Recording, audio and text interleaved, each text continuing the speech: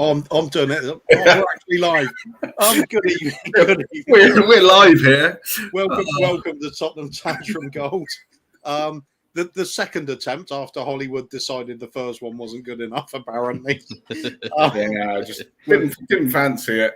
No chance of human errors happening on this show. No, not whatsoever. Just wasn't for the average one. Yeah. Alongside me is like a co-host or saboteur, as we like to call him now. It's Hollywood Phil this evening, mate. It's the saboteur, man. Yeah. Apologies, guys. I could see there was a whole heap of comments in there as well, and I kind of clicked to the end broadcast rather than the comments. So huge apologies to you all, and hopefully, yay, there we go. We'll be back. With us, we have the legend himself, Jack Kanicki from Flat Cap Euro Talk, and even more better known from the Irish Hotspur with the runs with David Harris. Jack, how are you, my friend? Doing all right. Had a nice, close to a 3K, which I can barely complete. I kind of run like Tanguy and Dembele, I'll be honest, which isn't very often or very hard. So, had a nice kind of New York, exhaust fume, kind of run today, feeling pretty healthy. Have a honey to-do list that I got done nice and early. So feeling quite productive today. And then now can just relax with you guys. Could you not do what Tanguy does and sort of get your McDonald's at like a mile and a half each and sort of do, one over to Queens and then... The problem is that I'm running past a few McDonald's, actually, and that, to be fair. So it's actually a good run, it's a good route because I just run past the Temptations, right in front of me. Oh, excellent. Do a couple of the comments first, and then we're going to find out then Jack's all-time Spurs 11. Then we're also going to do top 5 moments, Spurs moments for Jack, and especially for Jack, we've got a little bit of our favorite shithousery moments and players. We'll get to that in good time. Moondog is saying good evening, Moondog. Glad you could join us. Lazy 8 again. A second time's a charm, absolutely. There you go. So, just wanted to check the commitments of you guys, and the fact that you're already back just says that Hollywood, you're an idiot. Absolutely. Well, that's funny. He had to put second time to correct himself as well. Yeah. Very good on him. Very good on him. Going on about me not being able to run a stream. Jack, would you like to go and come back again? No. Right. Whoops. Nope. Sorry, you do it. Mark Cousin said, evening, everyone. Big up, Jack. Laurel and Hardy in charge. Big up, Mark. No, wait a minute, because I know which has to be which now. Stephen Cartwright, evening, mate. What happened? Nothing happened, Stephen. Nothing happened. There. Phil happened. Yeah. His finger was hovering over the button like Levy does over Sack Manager. Yeah. Or writing a check, and it was like, I'm gonna pull it. Let's just pull it. There's no hovering there. That stays safely in the vault. Leon, new channel member by the looks of it. I don't remember seeing. Sorry, Kiddy 1. Is that Kiddy 1? Leon, Kiddy 1. I think I guess he'll tell us, but I've seen him before in the Harris Army chat. Big up, Leon. Good to see you. Good of you to join us. Nice of you to join. Nice to see some new faces. Right. Shall we get straight on with it then? So I suppose what we need to do first is, what era are we talking for you, Jack? Because it must be a very young era. Yeah, I don't want to make you guys feel a bit old here, but considering I'm now recently 24 years of age, I started supporting Spurs around 11 or 12 years old. By the time that I actually discovered that European football was even a thing, because us over here on this side of the pond, we do have, our own sports that we try to, cloud ourselves with. And eventually when I discovered what was happening across the world, I eventually found a team in Spurs. So I would probably say around 2000, kind of 10, 11 kind of period, more 2011 is really when I first started kind of getting into it. So that is the lifetime, very short lifetime of a team that I am working with. So to be fair, actually, I have quite a good team, at my disposal in that short lifetime. But certainly I'm missing out on the Gazas. I'm missing out on the Hoddles. I'm missing out on, the Perrymans. I'm missing out, on all the players that we would want in the Roberts and whatnot. But we'll see. We'll make do. We'll make do. Yeah, and I guess the worst thing for you then is you've only followed us during ENIC. So you haven't, whilst ENIC is no good, you've got nothing to compare it to. And to be honest, the last 3 haven't been anything special, but... To be fair as well, actually, especially considering just being a Spurs fan, like in that sort of time period, you knew that Spurs at one stage in the 90s, like were a whole lot worse. And you kind of knew that they were kind of on the up to a degree. And what's actually, I think, kind of interesting is at first, I think I had a vague idea of who Levy and ENIC were. But if you were to go into it from ground zero, you kind of at first would think to yourself, you're like, well, things seem to be on the up here. Maybe things are being run, quite smoothly, especially when Poch came in. But of course, it's come crashing down since then, and I got a bit of a history lesson from folks like you. So it's and context was needed. Context was needed. And I guess Joe Lewis is nearer to you than he is to us, isn't he? All the ground. I mean, I'm actually closer to him than you guys are, so maybe I'll take a trip down to the Bahamas and maybe just take a raft boat out there and just see, if I can invade the ship, Jason Bourne style, potentially. Oh, do you know what? Now, if you could stream that, that's worth it. Yeah, please. We'll just you're gonna. We'll I'm sure if we ask for some donations in the chat, I'm sure a lot of people right across the Tottenham fan base, not just Tottenham Tantrum. What would the donations be for the raft and for the paddle? For the lifeboat to take over. Why not? Yeah. Why not? Yeah, I guess. Jason Bourne, what a film. Right. Should we do the your little Spurs best 11 then? I'm going to just bring up a little screen to put it on. Sure. Thought as we're going along seems to be our style. Just while you do that, I'm just going to pop in and be like, Leon was yes to Kiddie 1, and good evening to Spurs 72. Legend. Evening to us, Jack, and the chat. Hope you guys are all doing well. It's great. It's Friday night. It's Arsenal game on the horizon. Yeah. Let's get Jack at the top there, shall we? Sure. Why not? Sure. And of course, true to form, now I've got somebody coming into the room as well. Just in 1 second.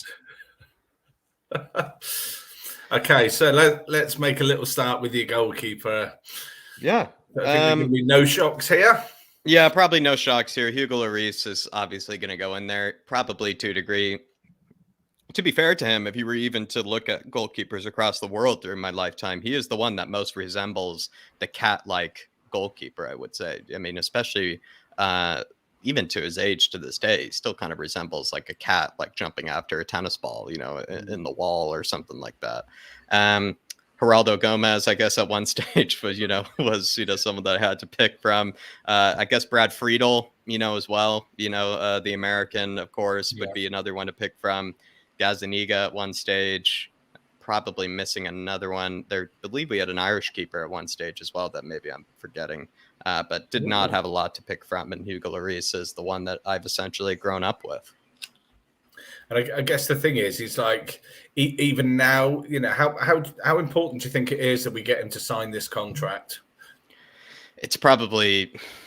I think the fact that we already have a goalkeeper crisis on our hands, it's more imperative than you ever would have thought. I think to a degree, if we didn't have, let's say we did have someone like a Henderson or like a Pope or something in the background, you wouldn't think it would be as big of a deal to maybe let him go on his merry way elsewhere, maybe to Ligue 1. But the fact that we have, useless Galini, who's still, his head and his body is still in Paris on that flight with Delhi.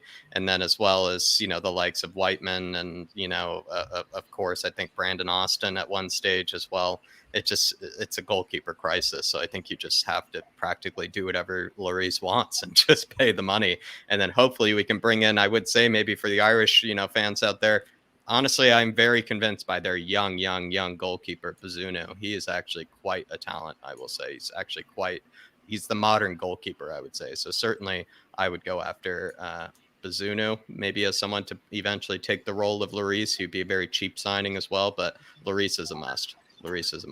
Because that's the other big thing for me, or two things there is, if you have to replace Lloris, then how much do you think you're paying for a Henderson or a Pope?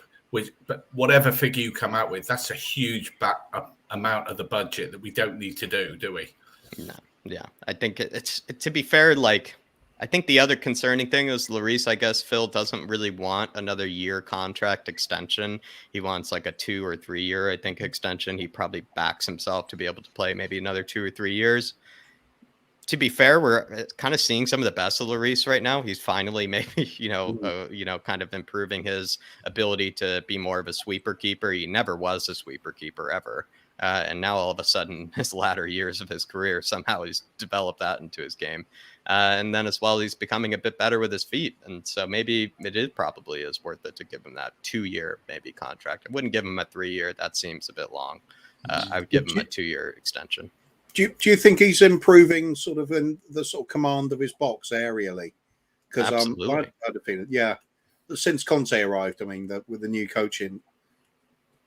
Yeah, I feel like with that new coach coming in, I mean, he certainly has. I think and I'll reference it, like from corner kicks, like he just seems to be far more aggressive. You see often, like especially in the Premier League, there seems to be kind of a newfound tactic with putting someone. It seems more often, I guess what I mean to say is it seems more often that we're seeing players being put in front of the goalkeeper to kind of mess with him, to be able to kind of cause a bit of discomfort. I feel like I wasn't seeing that tactic so often played by previous teams before in other seasons. It seems to be now like every team seems to do that. And Lloris, I would say credit to him. I've yet to see someone like really cause him any bother. He seems to be able to punch it away every single time when it's within his 6-yard box. And again, I will say the sweeper keeper role that he's taking up as well, I'm quite impressed. It seems like that goalkeeping coach he's gone a little taught bit him back a few to things. that, hasn't he? He's gone a little bit back to that. He did it in his kind of earlier career, and even up until I guess almost the Poch years, but the last couple of years he hasn't really done that. But he has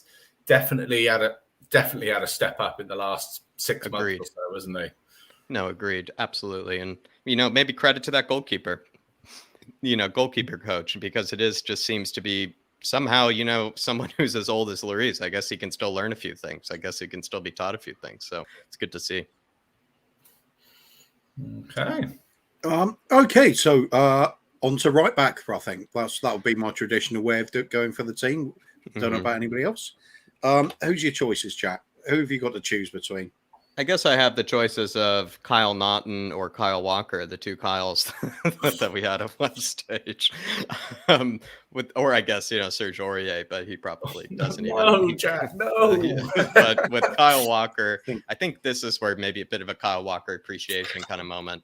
You would probably say, at least of my lifetime, he has been actually probably one of the best right backs I've seen in my lifetime. And that's not even including Spurs. I feel like he is the most complete sort of right back. He doesn't exactly have that, I don't know, world-class ball into the box like maybe a Joao Cancelo or something has, but I feel like he's added that, at least to the best of his ability, into his game. But he's become like a world-class elite defender, where it's probably, I would rather go up, to be fair. I would almost rather have a one-on-one situation with someone like a Jan Vertonghen or a Toby Alderweireld than a Kyle Walker, because Kyle Walker, he has the strength, he has the pace, he also has a bit of that kind of, I don't know, gravitas, or a bit of that kind of, almost kind of just fierceness that maybe other defenders didn't have.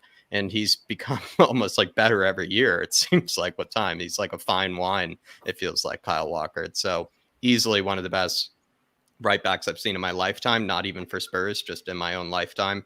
And as well, I will say I do kind of love the days when Kyle Walker used to take free kicks for us, because he used to just power it, 90 miles an hour, 100 miles an hour straight into the wall, which I did always have a, fond appreciation for, because it was nice to see him absolutely clatter it into the wall sometimes. But Kyle Walker, easily defensively and going forward, one of the best right backs in my entire lifetime. So I think that's similar to Lloris, another very easy choice. And again, a very short lifetime that I've had to pick from.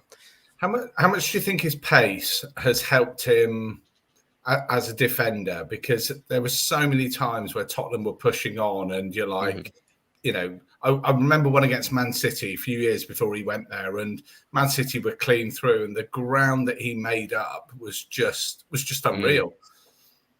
I feel like in the early parts of his career, I think he really relied on his pace to help him out. I wouldn't actually say he needs it as much nowadays. I think it's a great addition to his abilities, but he's now like become one of the smartest defenders I've seen in some time. He really is. I think he's absolutely spectacular. So I would probably argue maybe in the beginning of his career, when I first kind of started watching him, I feel like he did really rely on that pace heavily, kind of to a degree. I would say Emerson, is a good comparison. Emerson really relies on that pace and that ability to get up and down the pitch, kind of like Kyle Walker does.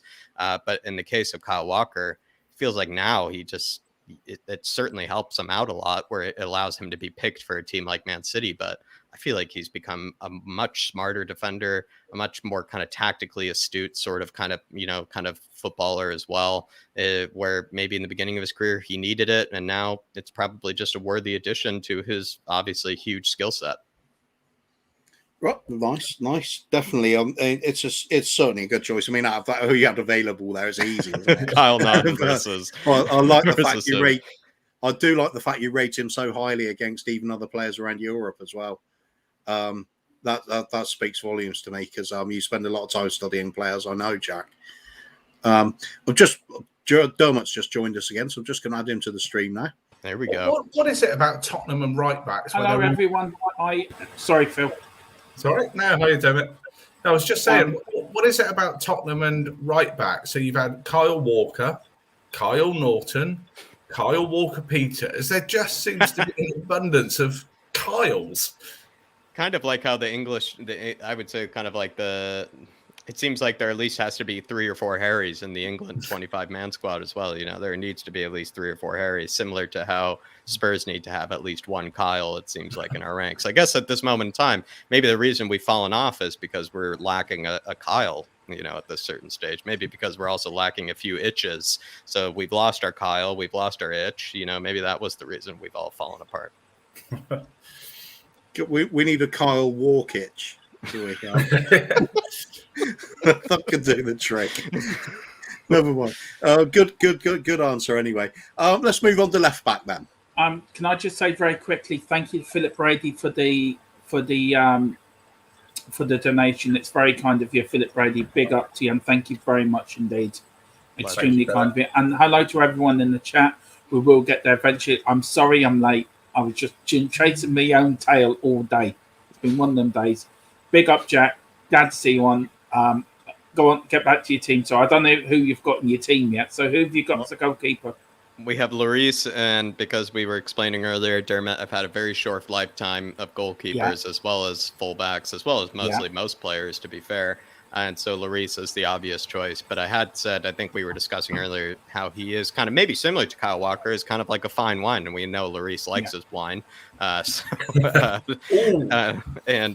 He is someone that I feel like has aged quite well to a degree, like a Kyle Walker, where it seems like they're almost getting better with age, which is kind of, quite surprising, and also a huge credit to them. It is. It really is. Right, sorry, Phil, go on. You carry on. Sorry. Ignore me. Go on, you carry on, sir. No, you were just onto Jack's left back now.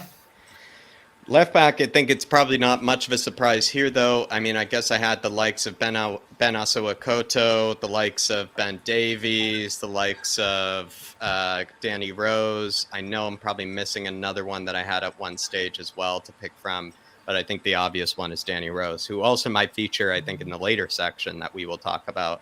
Danny Rose, I feel like, to a degree as well, it's actually his fall from form is quite sad, because he actually used to be, to a degree, probably my second or third favorite player in the squad, mostly because I feel like his technical ability was actually quite underrated. I know we all kind of liked him for that kind of nastiness and that kind of edge that he always had to his game, but I feel like he was actually quite technically gifted fullback. He knew actually how to play a pass very well. He knew how to be able to defend. He knew how to get forward and put in a good ball. And he also had a great engine, similar to Kyle Walker to a degree, where he just knew how to get up and down the pitch. I always kind of call it like almost doing laps up and down the pitch. And I think he and Kyle Walker were immense. And to be able to play in that Poch era, that Bielsa kind of football is honestly it's not easy, because you have to be in impeccable shape.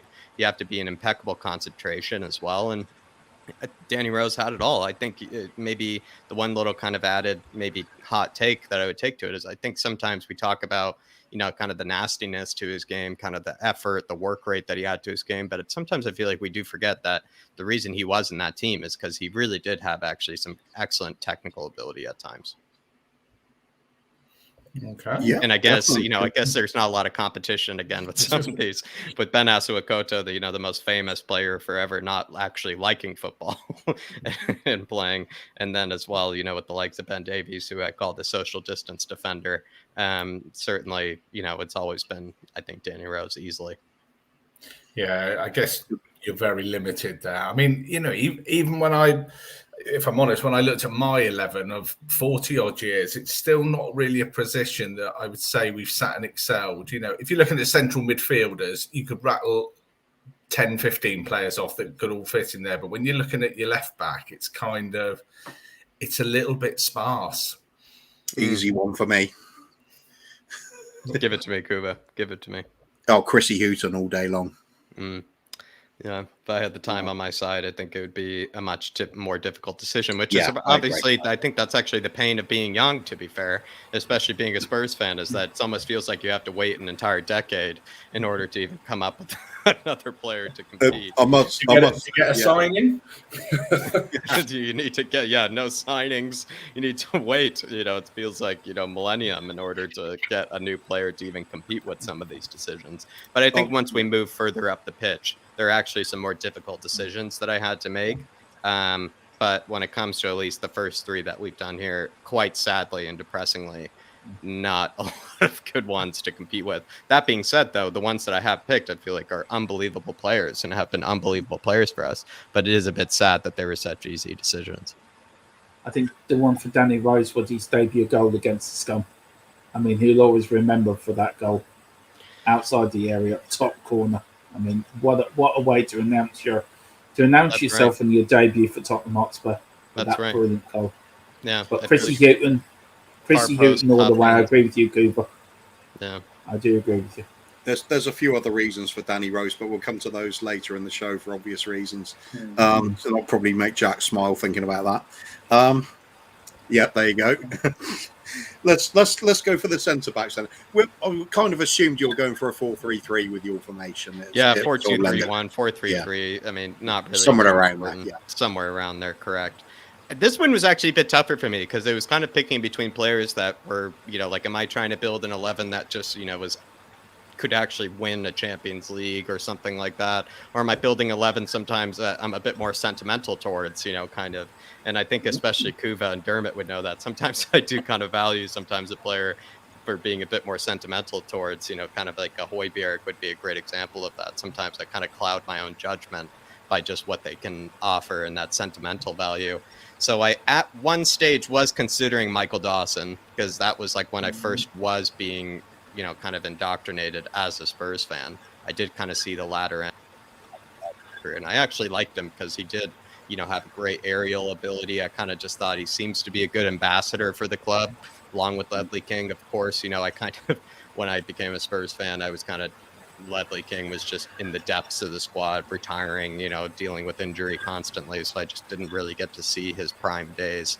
Whereas Michael Dawson, to be fair to him, I got to see kind of, some good parts of his career and some good performances. And I wanted to go for him, but I kind of had to go for, at least if we're looking at left-sided center back, I had to go for the very immense, the very, very technically gifted Jan Vertonghen. And maybe a bit of kind of a monologue here, a bit of a rant, but Jan Vertonghen, I would still say, is maybe similar to, probably everybody knows this, but I would actually say more technically gifted than Toby ever could have been. I think Jan is one of the most kind of naturally beautiful kind of center backs to play. And he was almost probably to a degree ahead of his time in terms of being able to play a ball from out the back, to be able to play a pass, to be able to, control possession with, no, fuss or, no kind of pressure. It seems like, with Jan Vertonghen, we kind of maybe we as Spurs fans don't forget, but I feel like, a general football fan might forget that back then, at least when I first was becoming a fan, it really was just mostly no nonsense defenders. It was mostly just somebody that's just good at clearing a ball, good at heading it away. And it kind of, the latter end, maybe the 2017 through through present era is one now we've had more kind of technically gifted center backs kind of take the scene. But it feels like, Jan Vertonghen, I think has always been kind of ahead of his time in terms of being a very gifted footballer on the ball. Obviously, you know, the benefit of being left-footed always helped as well. But I feel like he is one of the best ever center backs, honestly. Again, kind of similar to Kyle Walker, maybe one of the best center backs, at least in his prime, that I've seen in my lifetime. And he's obviously killing it, actually, at the moment over at Benfica as well. So he still has it in him, I think, to be, you know, a great footballer. And I've always loved him. I think we can all remember that Superman celebration, I believe, against Dortmund at one stage as well. Which that was the game I was going to bring up. And, like, for me, that was one of the best games. And he didn't even play at centre-back, did he? Played at left-back. And maybe that's another thing that I think you can point towards is when we had him at left back during that spell, I think there were games when maybe he wasn't his best and he showed his limitations, but like the fact that he could, you know, feasibly play left back, he could, you know, put in, you know, a job, he could do a job there, I think was actually unbelievable. And again, I think that speaks to the fact, like, you can't really think of too many times, maybe at least during my era as kind of a football fan, that you would really say confidently about a center back, oh yeah, I mean, he's so technically gifted. He could technically play fullback. He could play in midfield, you know, or something like that. It felt like that with Vertonghen. Like, he could easily play left back. He could probably play a holding midfielder if he really wanted to, probably more so than Eric Dyer ever did. So I don't know. Jan Vertonghen, I think, was just an unbelievably, probably the most technically gifted defender I think I've ever seen play for us, and I do miss him heavily. I think we all miss Toby, but I would say I miss Jan even more. And also, I will say the fact that his hair seemed to never be out of place as well whenever he played is also an added bonus. Can I just jump in there? I have some breaking news. I don't know if you three have already heard this, but Arsenal have put in a request for the North London derby to be postponed due to player absences. A decision on this will be made tomorrow.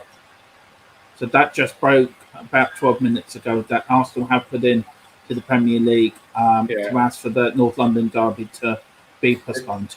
It says the scum said they have reluctantly taken this step as a result of injuries, positive COVID cases, and players away with their countries for the Africa Cup of Nations.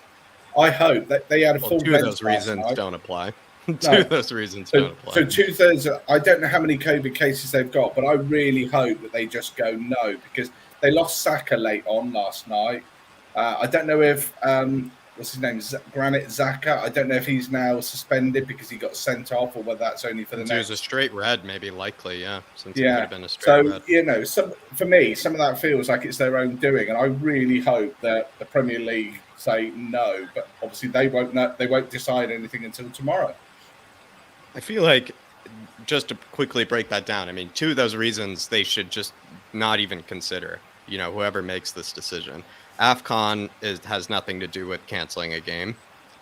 Injuries have nothing to do with canceling a game. The only reason you postpone a match is simply because of COVID exposure, and you don't want to expose the other team or whoever to COVID. And if they have 2 or 3 COVID cases that they already knew about, you know, but beforehand, that is not enough to cancel a game. I mean, honestly, I probably would need to, you know, I don't know, I can't spare a tear for it, because I think the reason they're really asking for it has to do with injuries and has to do with AFCON, which has nothing to do with it. So, you know, boo-hoo. Yeah, so that was the breaking news. I've actually got to pop off. I have to leave the stream for a personal reason. I leave in the capable hands of Phil and Kuva. Jack, I'll speak to you later, brother. And speak to you later, Dermot. Sorry about this, but I leave in the capable hands of Kuva and Phil. Bye-bye. All right, then, back Jack. to a cozy threesome. We need back to. I'm staying away from the end broadcast bit because I'm a muppet. But let's see who is going to partner the great Jan Vertonghen. This is maybe I kind of jumped the gun here, where I was kind of I feel more sentimental towards Michael Dawson than I do Toby Alderweireld. I really love Toby, but I felt like I actually loved Jan plenty more than Toby. I miss Jan more than I miss Toby. And I did like Michael Dawson just because he was kind of that classic, tall, English, no-nonsense defender that also was quite good in the air. But I think if I'm actually trying to build a team that could maybe potentially win the Premier League, you know, maybe get into the Champions League, I think it's no questions asked. You go for Toby Alderweireld, which is, you know, a bit sad. I kind of would have liked to have, you know, 2 defenders from different eras. But I mean, I was just making sure, going through my lifetime, what I've actually had, witnessed for center backs in my lifetime. And it is a bit sad, I will say, considering that I practically had the choice between Yunus Kabul, Michael Dawson, and then Toby Alderweireld along with Beyond. So again, another kind of sad decision. Did you not have Fazio in there as a consideration? If I was trying to lose, if I was trying to get relegated, potentially I could have, included him in there. But again, all joking aside, if you look at that back five, weren't they the best defense for like 3 seasons running? So you're going to be, when we've got more players to choose from, you're still looking at upgrading those. That was a solid unit there. If you look at that back four, and including goalkeeper, if you take, to be fair, actually, if you look at all of them, even right now in their careers, you wouldn't be as maybe upset as some of the players we have right now, actually, which is actually quite funny, I would say. Maybe apart from Danny Rose, who certainly has really fallen off. But if you took all of these guys in their prime, I mean, you wouldn't even be thinking about upgrades. You would just be thinking about squad depth, I guess. Could you imagine if we had to go and buy all of those players, say, back in the day, but when they were aged 25, that's an expensive summer build, isn't it? No, it certainly is. 5 players there, got to be averaging, 40, 50 each, at least? I mean, you even kind of look at it, like, at least in Man City's case, what they paid for Kyle Walker, I feel like they've actually earned every single bit of it. They probably are actually looking at that as actually a great deal. Of course, Man City is not really, ever kicking themselves for overpaying for anybody. I mean, they have, a blank check, to work with. But I would say they've gotten every penny out of Kyle Walker, considering we spent that entire fee on Davinson Sanchez. I mean, you would probably say, they've gotten every single penny out of that Kyle Walker situation. With Jan Vertonghen, again, I'm loving that he's doing spectacularly at Benfica at this moment in time. I always forget his name, but it's like Jorge Luis or something. The Benfica manager, he looks like the doctor from Back to the Future. He's just having a spectacular kind of end to his career over there in Portugal. And then Toby, of course, is knocking about. I think he's in Qatar, right, at this moment in time. But I don't know. I think it's probably the best back four, including goalkeeper, that I might see for probably the next 10 years. I kind of wanted, maybe if Christian Romero, actually has, a full, if we were doing this 2 years from now, and maybe Christian Romero, has like a full season of just being immense, maybe you could throw him in there ahead of Toby. But yeah, at this moment in time, it just has to be Toby Alderweireld. But I would say, kind of a, maybe honorable mention to Michael Dawson. For some reason, I always just had kind of a liking to the guy. Yeah, me too. Put his heart on the line for it. Yeah, and he seems to be a great ambassador as well for the club, I would say. Yeah, absolutely. Where should we go next? Central midfield, perhaps? Yeah, I think we have 2 central midfielders to work with. I think the first one... You're going for a more sort of a...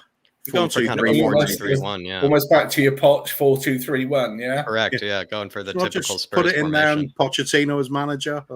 Yeah, I think that's another thing as well.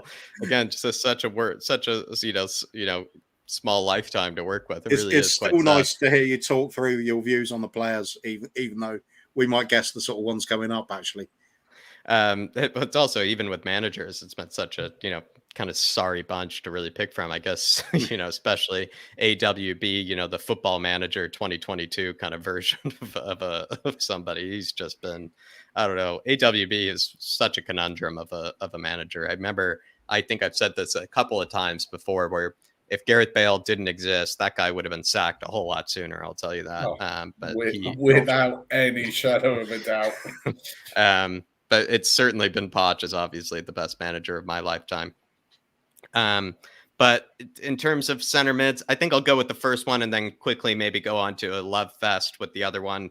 I was able to witness the last season or two of Luka Modric, and I think we all know maybe there comes a bit of bias into this one, but I do kind of want to go for Luka Modric with this one. I do kind of have maybe someone that, of course, I did definitely grow up with that was sensational, who is currently in the squad, that obviously has, kind of watched his career kind of falter and kind of, seen maybe other exploits, take priority over football. You probably know who I'm probably talking about, but I have left him out. But Luka Modric, I was able to see the latter end of his career. He did kind of, I would say, though, he played more of kind of like a creative midfielder / kind of winger at times, I would say, for us when I, witnessed him. But I'm going to just kind of cheat a bit, put him in here in the central midfield. Luka Modric, I think one of the best players I've ever seen just in general of my lifetime, at just pure footballing sake, just pure technical ability, just pure genius, just pure intelligence of a footballer. Probably one of the best of my entire lifetime. I think the fact that he's still knocking about, just, absolutely controlling games at his age. He's like 36 and he's still in demand this summer. There's not many 36-year-old players where people are thinking, do you know what? Yeah. But he's linked with Man City this summer. Yeah. 36. Not just in demand, but in demand at the very top. That's the key part. Yeah. And I don't know. I think with Luka Modric, like, you just see the way that the guy he is someone that just seems to almost like control a game like a metronome at times, the way that he goes about it. It feels like he just seems to know how to be able to dominate a team and how to be able to just, it's almost like if you were to have complete control of a football game from the actual perspective of a player, not a manager, it would be probably Luka Modric would be that example. He just seems to have everything under his control, got stuck in even as well for such a tiny guy. And I think, there is that story of when he did come in from Dinamo Zagreb. Of course, again, I wasn't a fan during this time, but when he did come in, everybody wrote him off as not being proven in the Premier League, being too small for the Premier League. And I mean, boy, did he prove them wrong. So I think, again, easily at least of that, very last 2 years of, I think, his career at Spurs, I was able to witness it right when I was first becoming a fan. Of course, the Liverpool goal comes to mind that he scored. I mean, I don't know, like easily one of the best footballers I've ever seen in my lifetime. I think it's an easy person to put in there. Probably cheating a bit because, again, I kind of saw the latter part of his kind of career with Spurs, but definitely going to cheat a bit and put him in there because the person that I'm putting him alongside, I think, is just unbelievable if you had these two back. Can't wait for that. Let's find out how this is. I've got a sneaking suspicion, though. I got a feeling he might be Belgian. He could potentially be one. He's actually, I would say, if I really looked back, he is probably my favorite ever Spurs player. Musa Dembele, I feel like, is the greatest ball carrier I've ever seen in my lifetime. And I think what made him so ridiculous was whenever I watched him, especially, I was quite surprised that he actually played for Spurs at times, the way that he would carry the ball. You kind of looked at it and you're like, I see players play for Real Madrid, Barcelona, the Bayern Munichs of the world that could do with a guy like this. And he stayed with us for so long. I mean, sometimes you must say the loyalty that I guess he had to us is quite impeccable. And maybe even the fact that he never did make that big move to maybe a foreign, league when he easily could have gotten into the likes of Bayern Munich or Real Madrid or Barcelona. It just, I don't know. It felt like he could carry 3 players on his back, as well as all the shopping, from that he did during the day, including all the groceries and everything. And he would still carry all of that home with 5 players on top of him. The way he's just one of those players that just seemed to have seen things in slow motion. The way that he could, go by players, it just, I don't know. I've always been a huge fan of really technically gifted players that are above, the height of like 6'1", 6'2". I think it's always just like, I'm not that tall. I'm just barely near 6 feet. And I've always just found it beautiful to see players that could be that tall, that could dribble it like a Luka Modric, that could dribble it like, as if they're, 5'4". And it's just, I don't know. He was just easily my favorite ever player. The first ever Spurs kit I ever got was a Musa Dembele kit. I've sadly overgrown it since then. But he's just one of the greatest footballers, again, of my lifetime. The best ball progressing kind of player, the best ball carrier I've seen at Spurs in my lifetime. I think we could still use him to this day. I swear he probably could still do a job for us today, no matter how much time he's spent away over in China and whatnot. He's just, I don't know, just one of the most silky, beautiful, just poetic kind of footballers I've seen. Almost that maybe is the best way to put it. He's almost poetic the way that he could just take apart a defense. And I've often spoke about where this team needs someone like a Dembele who doesn't need to pass around the defense, just somebody that can just take it themselves without needing to pass it and then open it up from there. Kind of what Lucas does, to be fair. where it can just take on 2-3 men and then be able to open things up. I mean, Dembele just did that for fun. He just did that for fun. He could just take on 2 or 3 players, shove them over, knock them about, and be able to open things up. Easily one of the most beautiful footballers, I would say. And maybe I haven't said that about the rest of these players, and that's for a reason. That's because I would say Dembele, one of the most beautiful footballers I've ever seen. Nice, I don't think you're going to get any arguments from any of us. Nobody listening in. And that, I would say, that midfield pivot. I mean, what's actually funny about that midfield pivot right there? Maybe you're probably wanting them to get more of a tackle in, but you would say they wouldn't lose the ball. So I guess that would be. They don't need to tackle back. They wouldn't lose the ball. I think even Nicky Hazard said that at one stage when he was playing with like Hoddle as well. It was just kind of, and Ozzy Ardiles, to be fair, it was kind of like those three were kind of like just 3 players that just didn't, maybe they didn't have the tackle in them, but they wouldn't lose the ball. So it's just, that was, it's it's 2 sides of the coin when it comes to that. So I would say Musa Dembele and Modric, I mean, you wouldn't be able to get the ball off of them. Kind of felt that Modric actually did put in quite a few tackles. It was, I think he did, yeah. It always baffled me a bit saying that with Ozzy Ardiles as well. He tended to get stuck in as well. Oh yeah, even Hoddle. Yeah, it's perhaps in comparison to some of the hatchet men you might see around at the time. Yeah, I know what you mean. But I mean, looking at that back 5 with those 2 in the pivot, I can't see how you're going to go wrong with this team, Jack. So let's see if you surprise us. Where would you like to go winning next? Team so far, I would say that's a good basis. If you take all of them, and you don't even have to take Modric during his Real Madrid prime, you just take him during his Spurs prime, and I mean that's a Premier League winning side. But sorry, Kuva, yeah. Where would you like to go next? Maybe we'll just complete the midfield. So I guess we go to that number 8, or I guess would be a number 10, and I think it's easily. Good point. This is a funny thing. It's a debate between Dele Alli and a debate between Christian Eriksen. Ooh. I was more of a Christian Eriksen fan than ever was a Dele fan. But what I did like about Dele is because he almost made it. Actually, this will be funny because we'll get to this section later. But he was an unbelievable shithouser back in the day, I would say Dele Alli was. And that's what I probably liked about him most, to be fair. And actually, speaking of Luka Modric, one of my favorite ever nutmegs, or one of my favorite ever megs, was Dele Alli when he did it to Luka Modric. I think it was some friendly between us and Real Madrid at one stage. And he megged Luka Modric in this preseason friendly that I was watching. And just the way that he just seemed to have just no respect for players that either obviously were legends for Spurs or players that were just clearly, at the height of their game.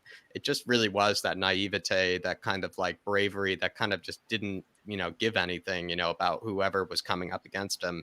Made Dele Alli, I think, so special. He just didn't really care, who was coming up against him. He didn't exactly have respect, I think is the way to put it, for anybody that he would compete with. But I think just the way that, maybe it's unfair to him, but the way that I feel like he's kind of broken a lot of Spurs fans' hearts with his recent sort of form and behavior, it kind of made me not pick him for this one. And so that's why I have gone for Christian Eriksen. Maybe that sounds a bit harsh towards Dele, but I've gone for Eriksen because what you do have to appreciate about Erickson is that he made the rest of the front line look better, and he made the rest of the players seem better around him. And sometimes I feel like we did forget that. And maybe now we're not forgetting that because we're constantly saying we haven't replaced Christian Eriksen. But it felt like maybe during the Christian Eriksen days, we didn't notice that he was always the pass to the assist. He was always the pass, to the goal. He was always the guy that opened things up in a way that maybe we never realized. And I think we're deeply missing him. His free kicks, of course, we're still looking for someone that can take a free kick. I'd certainly have Christian Eriksen back in that regard. Yes, he would probably hit it into the stands a few times, but he also could just hit an absolute banger as well. And he was obviously great from corner kicks too. I loved Christian Eriksen. I think he was kind of a bit of a silent assassin as a playmaker. He didn't need also as well, that kind of athleticism. He didn't need to rely on his physical attributes, kind of to a degree like Luka Modric, just intelligent footballers, beautiful footballers to watch. And also, I think maybe what I kind of maybe feel more sentimental towards him is when I first, maybe it might have been my 3rd or 4th year as a Spurs fan, but when we brought in that, absolute squadron of useless players with the Bale money, Erickson was part of that Bale money. And it did kind of surprise me that he was the one that kind of stood still in that horrible season under AWB. He was that player that,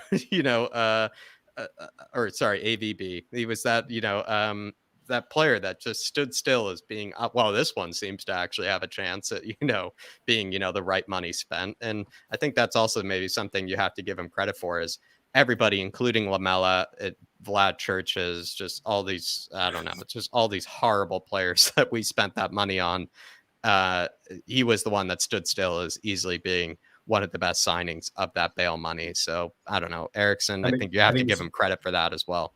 It was really cheap as well, wasn't it? It was only like 12 million or something, wasn't he? So when you look at it in context of, Erickson and 70 million or Bale, it was like, oh, shame, as you said, shame they didn't spend the other 70 wisely. But, Polino and Stambouli, they were great guys, great team legends.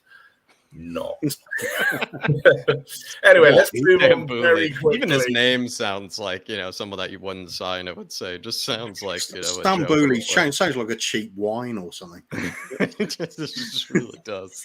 Sounds like a ploy. Where should we go next? Should we go left wing next? Yeah, left wing. I think this one we could kind of go over quickly. I think it's obviously Sonny, clearly the best, left winger of my lifetime. I think without a doubt. I don't even know who I guess like Chadley maybe would be the one that you would compete. This is again how young I am and how depressing that is. That it's like I really stewing steak and sirloin steak, isn't it? It's like don't you dare knock Chadders. Yeah, it's like picking between Wagyu beef and like I don't know freezer steak or something. I don't know. It's a bit sad. But Sonny easily gets into that team. Probably one of the best, probably the second best goal scorer I've even seen for us, obviously, in my lifetime as well. So I think it's obvious with Sonny, of course, as well. I did actually follow him to a degree when he came from Leverkusen, since I was kind of always a bit of a Bundesliga nut. I did kind of know that he was going to be a good signing because I had actually I've always been watching the Bundesliga ever since, I became a football fan. So I did actually know that he was going to be a great signing. And I did know he was going to have a lot of talent. Did I know he was going to reach, the fame and the legend that he's reached today? Absolutely not. But I did know from the beginning that he was going to be a fantastic signing.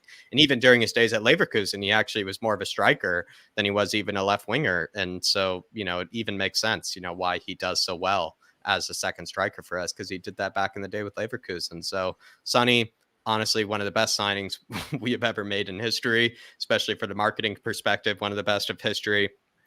But of course, has probably been one of our most clutch players, I would say, whereas some other players in our team, kind of fade away sometimes in the bigger games. I feel like Sonny has never faded away from the bigger games. He always seems to step up, and he's just been immense for us and has always seems to put the team on his back. Easily the best left winger. When you say obviously, good for like the commercial side as well, is that spoken as a Levy in or? That would be stretching just to it. carry it up for the hundreds of people watching. I'm sure you're not, Jack, but that was spoken a bit, Daniel. I guess in case Daniel is watching, he's probably just patting himself on the back that I even mentioned that, Daniel, Thanks, you can Jack. take, nice one, mate. he can send the payment through the PayPal later to me. He's just put it in the chat. He has, but it bounced. Sorry, there's no money at Tottenham. I made a joke the other day that I think, when he had that meeting with Antonio Conte where they had all dinner, I feel like Levy is just one of those people that just sits there at the dinner table and just starts patting like his, chest. And he's like, oh, I seem to have forgotten my wallet for this one. Antonio, can you cover this? He just seems to be one of those kind of blokes. I will be fair. True. Well, like you said, that seemed to be an easy choice there on left wing. Yeah. All right, on to the right wing then. This one is maybe... I guess this was maybe there are two kind of cheating moments that I've done. I've done the Luka Modric one, which was a bit cheating considering I didn't get to see. I only saw like way less than half of his career at Spurs, Luka Modric. Gareth Bale, I grew up with practically, but he played majority on the left-hand side and majority played he almost never, to my knowledge, when he was at Spurs, played as really a right winger for us. He always played on the left-hand side. He always played, or he could play a bit centrally at times as well for us when he needed to.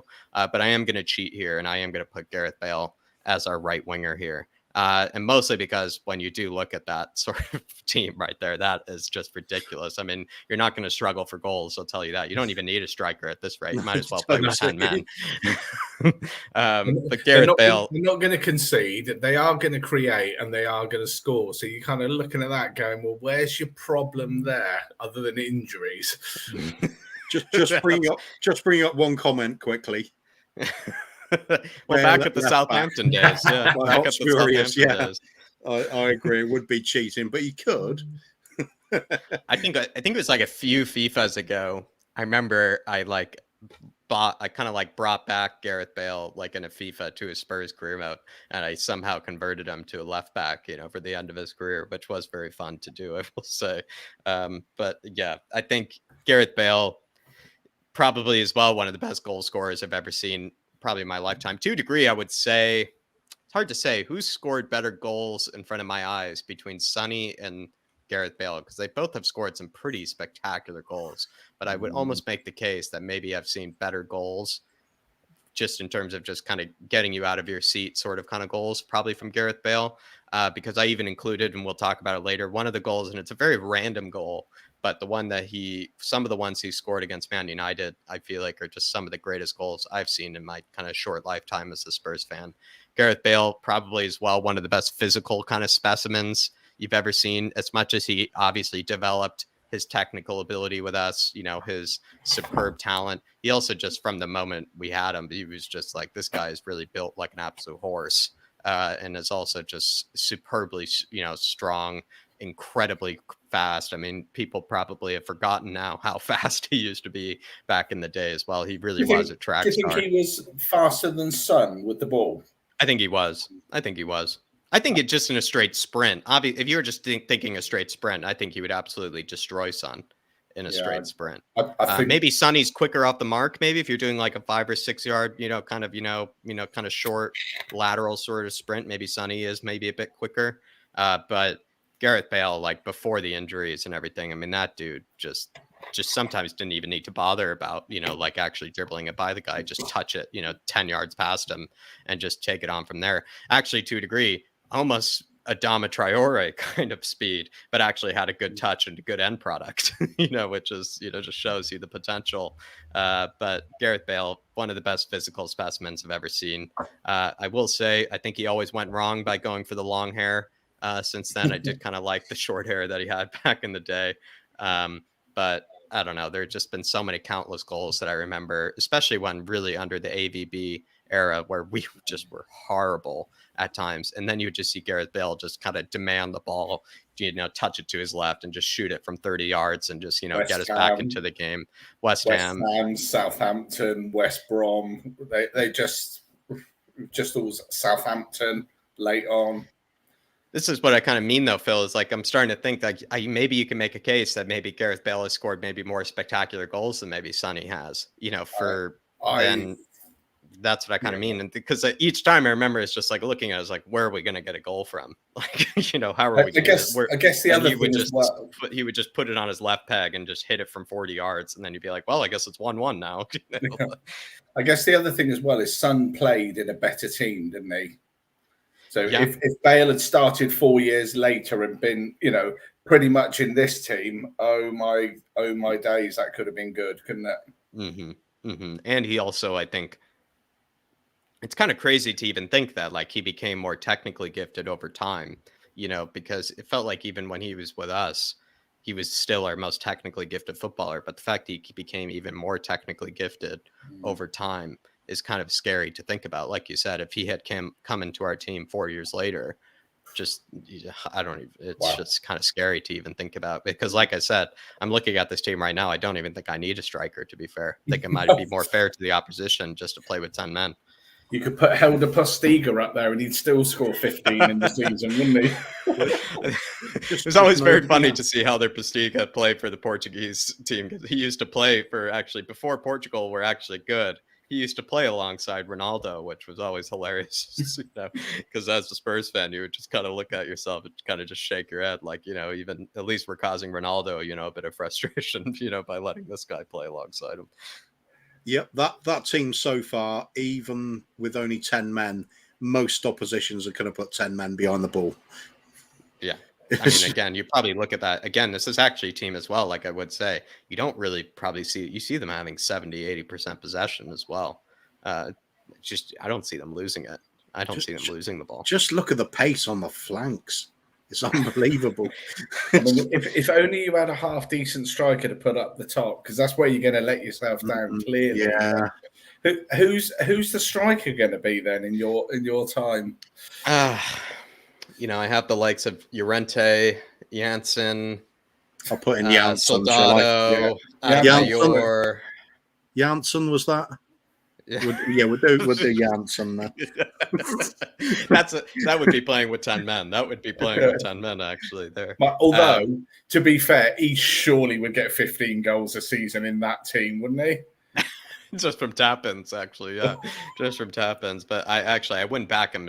Probably of most of the strikers, actually, he'd probably be the one to miss the tap-in, actually. So, that's a tough decision. Yeah, I mean, it's obvious. It goes to Harry Kane, I think you just look at this team again, especially now when you think about it. I do remember, what was he? Because he's gone through a few kit numbers. He was 18. Wasn't he 37 at one stage? Didn't he used to be the number 37 or something when he first came into the team? He might, but I do remember him as an 18, and then obviously he's dropped to a 10. But he used to be another number before that. And I remember because when he was coming in, we had Soldado as that signing, and he just was slowly like making a case for why Soldado just needs to be dropped. And I do remember those days actually quite well.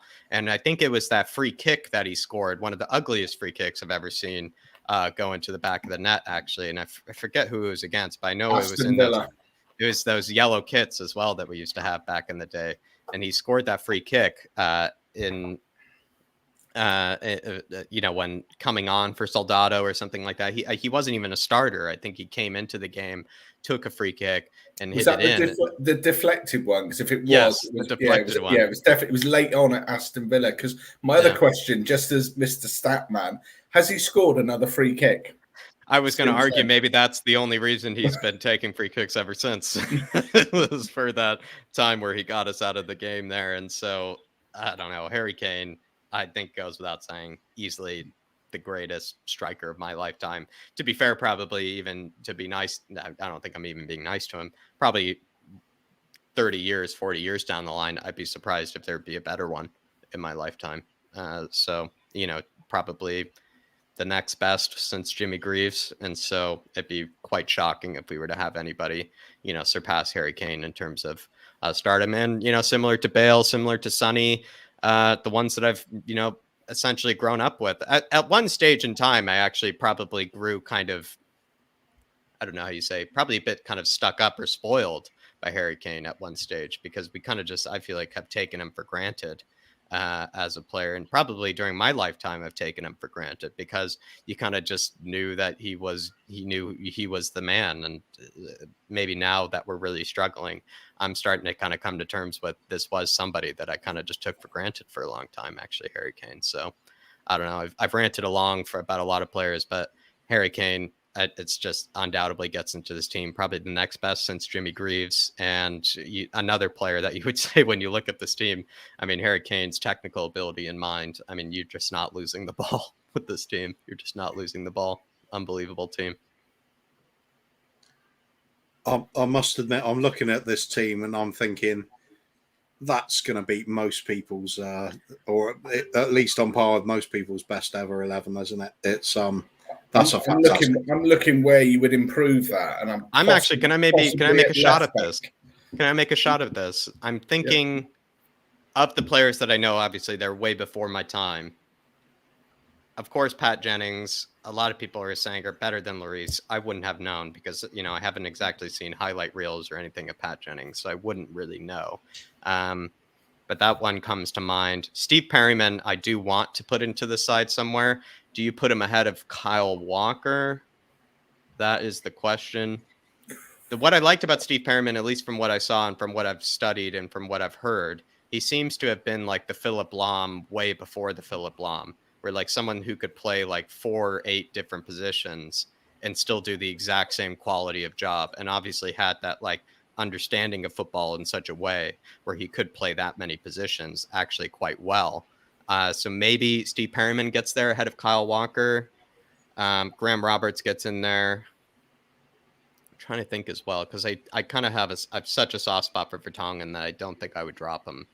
So would it be Graham Roberts for Toby, or? Yeah, I think Graham Roberts for Toby. Also because the shithousery factor, I think he gets in there as well. Or you move Vertonghen to left back and then slot him in there. That's clever, actually. That is clever. Yeah, the left back. I mean, who have I missed? I think I'm actually not as knowledgeable on maybe left backs of history. Who was the one that you said gets in there right away? You guys said it.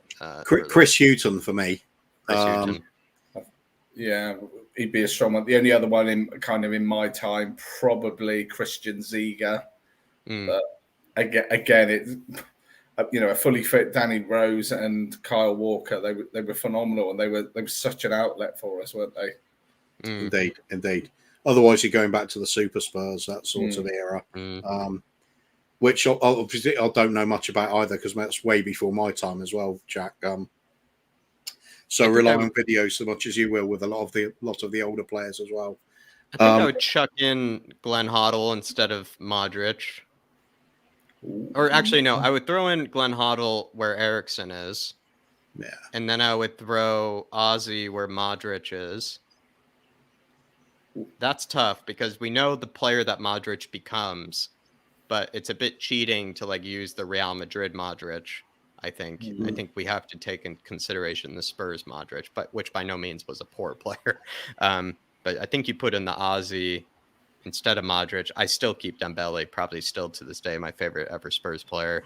You put in Hoddle instead of Erickson. That front three though is tough. What we sometimes do with guests, we're not going to do it now. This is just for you to sort of ponder. Is if we said to you now, you can only have one per country. So you basically you're choosing between Kane and Walker, but more importantly, you're choosing between Dembele, Vertonghen, and Toby.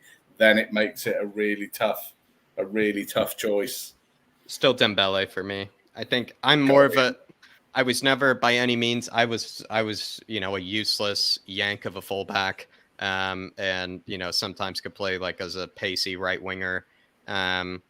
But I've always just had immense respect for really technically gifted midfielders, just because the way that sometimes players like that, for me, it always felt like they just see the game in slow motion, and the way they are always like most brilliant teams. You can't really point to a team that won everything that didn't have a world-class midfield. They usually could lack somewhere else, but it was always dependent. It felt like on a world-class midfield. So I would just say Dembele, I would drop actually ahead of maybe Jan, and I love Jan, but I would drop him ahead of Vertonghen and then Toby, just because Dembele is still to this day one of the best ball carriers I've ever seen. I think sometimes I did get a bit ahead of myself with maybe liking Tanguy and Dembele at one stage, thinking he could do a version of that, but like by no means was I kidding myself and thinking he could do ever what Musa could do. Because Musa, like I said, he could carry your kids, he could carry 4 men, he could carry all the bags home, all the shopping, and still somehow find a way to be able to just keep plowing on and progressing forward. So Dembele, I would drop ahead of the Belgians. I guess I'm cheating by having an itch in there, which is great, so I don't have to drop a Croatian. In terms of English players, I think Harry Kane makes it.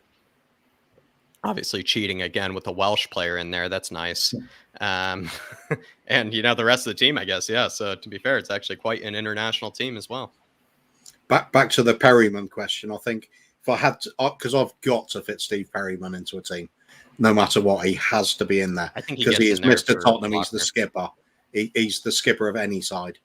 So I'll probably have to drop Rose for him, unfortunately. And I really play like an inverted fullback. Yeah, that could be interesting. Like you said, Steve Perryman could play anywhere. Just roll his sleeves, just get on with it, fit in seamlessly. Immensely talented player as well as a great captain. there'll be obviously older fans. They're going to say, "Well, it's got to be Dave Mackay in there," that sort of thing. Yeah, that's a good point. You just can't argue with that sort of call. But that is a great team, Jack. Mackay could get in ahead of. Geez, but we already put Graham Roberts in there, so that's fucking tough. Yeah, it is. Jesus, that's rough. I think the older you are, the harder it gets to do. Yeah. Yeah, actually, it's probably causing you guys more pain than it is me. And if you think about it, 9 for you, Jack, 9 of those 11 you would have seen pretty much week in, week out. You wouldn't have seen Bale. That would have been your Lamellas or a Dele, and your Modric was a Wanyama. So you haven't been far off that. Actually, good point. Actually, really good point, Phil. I didn't think about that. Actually, yeah. That if we had kept around some of these guys, wow. I mean, like that team wins the Champions League. That team wins the Champions League. That team wins the Premier League. No doubt. If it doesn't, it's going to get close, and there's an awful lot of goals in that team. Yeah, I think that's what it would be. Actually, maybe a bit defensively. Maybe not like they're suspect or anything defensively, but like maybe they, just don't have that, that Makalele kind of like player in there that could just do the dirty work. But I think the reason is so they would just score so many goals. They would just outscore every team, almost kind of Bayern Munich style, just outscore every team. Absolutely. Right. I think we're kind of closed on that little section. That was immense. Got one very quick question for you, Jack. Just as a standard one, because the question has come in. Betty or Wilma? Say it again. Betty Rubble or Wilma Flintstone? Who takes it? I didn't watch the Flintstones, but Wilma is the one that I know, more familiar with. So I'm going to say Wilma, and I'm probably just going to get absolutely battered for this. That's right. You're allowed to be wrong. Okay. It's one of those where you can't really lose. It's just an opinion. We do like to ask it because it's very high on the agenda for. Sorry, Phil. Sorry, Phil, but I have to correct you there. You can lose, and that was the incorrect answer. Sorry, Jack. It's actually, it's kind of funny it seems as if, maybe I could be wrong here, but it seems as if the Flintstones were kind of more of a popular TV show, it seems like, in the UK than maybe it was in the US, which I think is quite interesting. Yeah, probably was. It's the world's most broadcast cartoon now, isn't it? It's getting on a bit as well now. I mean, it's prehistoric when it first launched. That was live.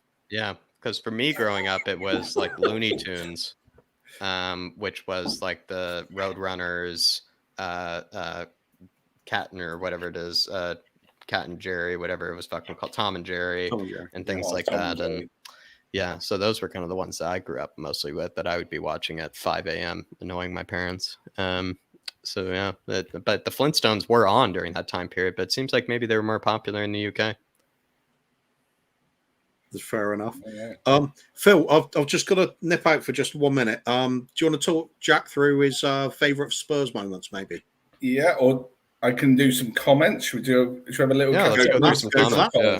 I'll get Jack to give me a hand. So, right the way back. So, apologies, guys, but Jack's obviously given us a great in-depth of his Tottenham. So, back to Aaron. So, this was back to earlier on when we were talking about the Irish keeper. So didn't think we'd had an Irish keeper since Jennings, which I think is right. Maybe I mistook Brad. I always had this. I think it was Brad Guzan that I was thinking was Irish. I think at one stage. So Brad Guzan. And that's what I think I was mistaking it. It's kind of funny that they were both bald, actually, Friedel and Guzan. Is this the young keeper that they're talking about? Yeah. So keep an eye on him. I think he's the modern keeper in the sense that he is unbelievable with his feet. Like he hits it like Ederson. I was going to say, is he sort of Ederson level of playing out and stuff? I think he is Ederson level of playing out. Does he have Ederson saving like ability? I think that's remained to be seen. Of course, because he has to do it at a higher level in order for that to be true. But in terms of actually the ball at his feet, I mean, Ederson levels, because it's not like Ireland are a team that maybe set up, to have a goalkeeper, to be able to ping it left and right. He just seems to just be able to find players wherever he is on the pitch, and also is ridiculously composed on the ball. I must say, actually, ridiculously composed. And I would say Bazunu is I would actually pay. You don't have to overpay for him, so maybe it's just a stupid point, but you could pay 10, 15 million for him. And I think that would be overpaying, actually. But I don't know. He's like very under the radar world class for me. 2 years with Lloris to develop. It's like the sky's the limit, isn't it? No, easily. But the whole point is that as much as we love Lloris, he has made this adjustment to taking more modern sort of lessons as goalkeepers or attributes. He never had the sweeper keeper in him. He never had that commanding of his box. He never had the ball at his feet sort of ability. He just was a ridiculously talented keeper at making unbelievable saves. And he's now added a few of these things to his game, maybe a bit late, you might say, but yeah, I would say, but that has more to do with just how the game has changed, in front of him. And Bazunu is, I would say, like, if you were to make a specimen of somebody that were to meet the modern goalkeeper sort of requirements, I think Bazunu gets in there personally. Nice.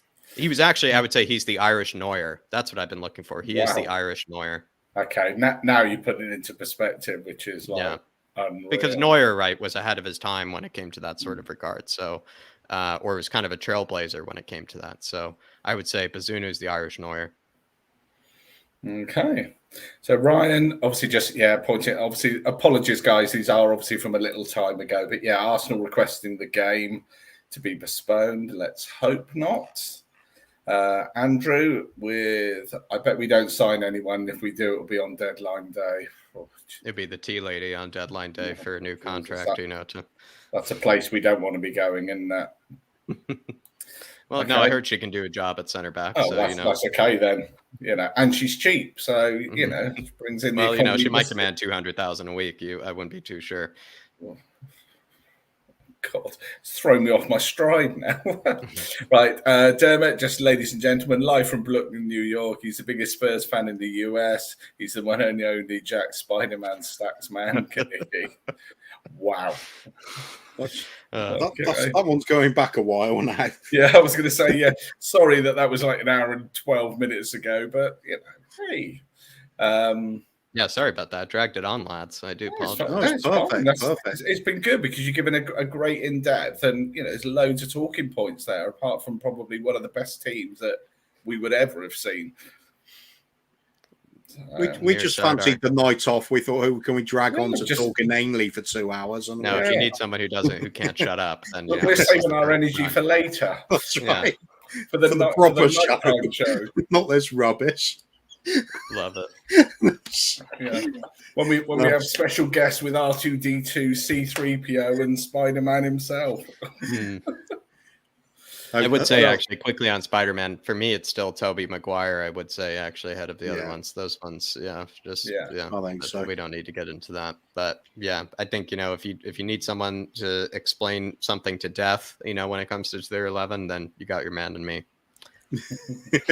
No, it's great stuff. It's great stuff. Usually those segments go so quickly. We knew you'd want to talk about each one of them because they're legends, mate. You've got to talk about them, haven't you? I guess I have a shorter memory, right? So that I guess it's whatever I could find. Yeah, maybe that's the reasoning. If I had a longer memory to work with, I probably would be forgetting a lot of things. But unfortunately, it's very easy answers for me. So I had a lot to talk about because I only had so few great players to pick from. Great side though. Amir Sada, great panel. Big up Tottenham, Tantrum Gold. Never forget about the true legacy of our beautiful club. Glory, glory. Come on, you Spurs. Let's smash the Gooners on Sunday. Well said, mate, and welcome aboard. Let's hope so. And he's also saying, smash that subscribe button. Let's try and get the lads to 300 subs. Amazing chat with Ferryman. Any other legends lined up to come on? We're working on it constantly. I think Ben might have some absolute aces up his sleeve at some point, but we'll see. So they're long shots, but they'll be amazing. We're working on it, mate. Graham's evening, everybody. Evening, Graham. Good of you to join us as well.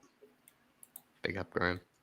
Aaron said Doc Jive would have an amazing 11 too. I hope to get that. He's a bit. I think he's a bit camera shy. Doesn't really want to come onto the show, but perhaps we can work a way around that. We might do a sort of get him to send in his list or something like that, and we'll just highlight it. Feature, couldn't we? Which would be good. Bill Flint saying Jennings is the greatest goalkeeper we've ever had. Lots of people agree with that. Yeah. There are some people that go back even further and they remember Ted Ditchburn and say he was even better than Jennings, which is an interesting shout. That. Yeah. Evening, Chris. Stevie as well. Familiar names as always. And Steve with Jan and Ledley for me. Yeah, Jan. I would love to get Jan and Jan. I'd love to get Jan and Jan. That'd be, buying back from Benfica. But it's disappointing that I can't get Ledley because I just missed him out. Like I just missed him out by a few seasons, and it really did disappoint me because I knew he would get in there for me. Evening, Brian. He's saying, I hope everyone's well. My brother Jack Kanicki, how are you? Doing well. Actually, time has flown by. I apologize for making them wait this long. Daigle, I guess, I realized I've been talking this long. So, it's going quite well for me, at least. Maybe not as much for them, but it's going as well for me, Daigle. Big up. Well, Aaron as well. You touched on this point yourself, Jack. Jan used to play left back for Belgium too sometimes when they had Toby and company. Yeah, sometimes Toby would play right back as well, wouldn't he? They're both versatile that way. Yeah. No, the Belgians, they seem to make very technically gifted defenders. That's for sure. Oh, back to this one. Good one with Steve. I seem to remember that as a chant. Same old Arsenal, always cheating. Yeah, it is. 2 cases I heard. Tough shit. Damn right. Yeah, exactly, Stevie. Well, let's really do hope the Premier League, hold on to this. If it's normal, willy-nilly injuries, tough. You know what? If they have got injuries and it's that difficult, hope the game goes ahead and we. I don't care if we get a couple of send-ins off if we give them some more injuries. Dark side, is that the dark arts too much, Jack? Go out to injure more Arsenal players. For the sake of it. You probably don't even need to do many of the dark arts. They'll just get themselves sent off, to be fair, by the looks of it. So, at least. Yeah, Xhaka's probably already suspended, is he? Yeah, Xhaka. And it's hard to know, actually. Do you get... I think with a straight red, I feel like with a straight red, you probably get suspended from the Premier League. But then again, maybe it's the other way around, where it's like Premier League, if you get suspended, it follows into the cup competition. Oh, no, maybe in the cup competition, I suppose being EFL, isn't it? So perhaps it doesn't count at all. I think it's the other way around, where it's if it happens in the Premier League, you can miss out on the EFL. But if you miss out on the EFL, maybe you don't miss it in the Premier League. But I don't know. I did actually see in a predicted lineup, though, from Arsenal, they had Ben White in the midfield. Yeah, I've seen that this morning. So maybe it is true. Oh, Brian, yeah, it was a nice offer of you earlier, asking if we need to replace Dermot, but I think it's more a case of interrogating Jack for all he's worth, really, isn't it?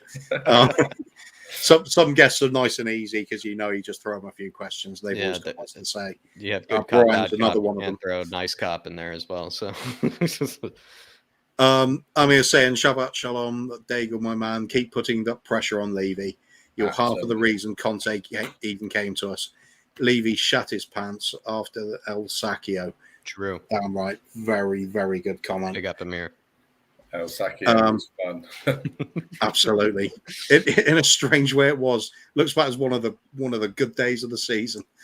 Funny about it, though, just quickly, it is kind of funny that I feel like when I take myself back, if I was being honest with myself, I didn't think Nuno was going to get sacked regardless of the result. So it is actually quite hilarious that it did actually happen. We all thought it was if Ole loses, then he'll get sacked. But we were like, Nuno gets, loses, will he really get sacked? It is kind of, I don't know. It's kind of funny. It is quite, I guess spectacular.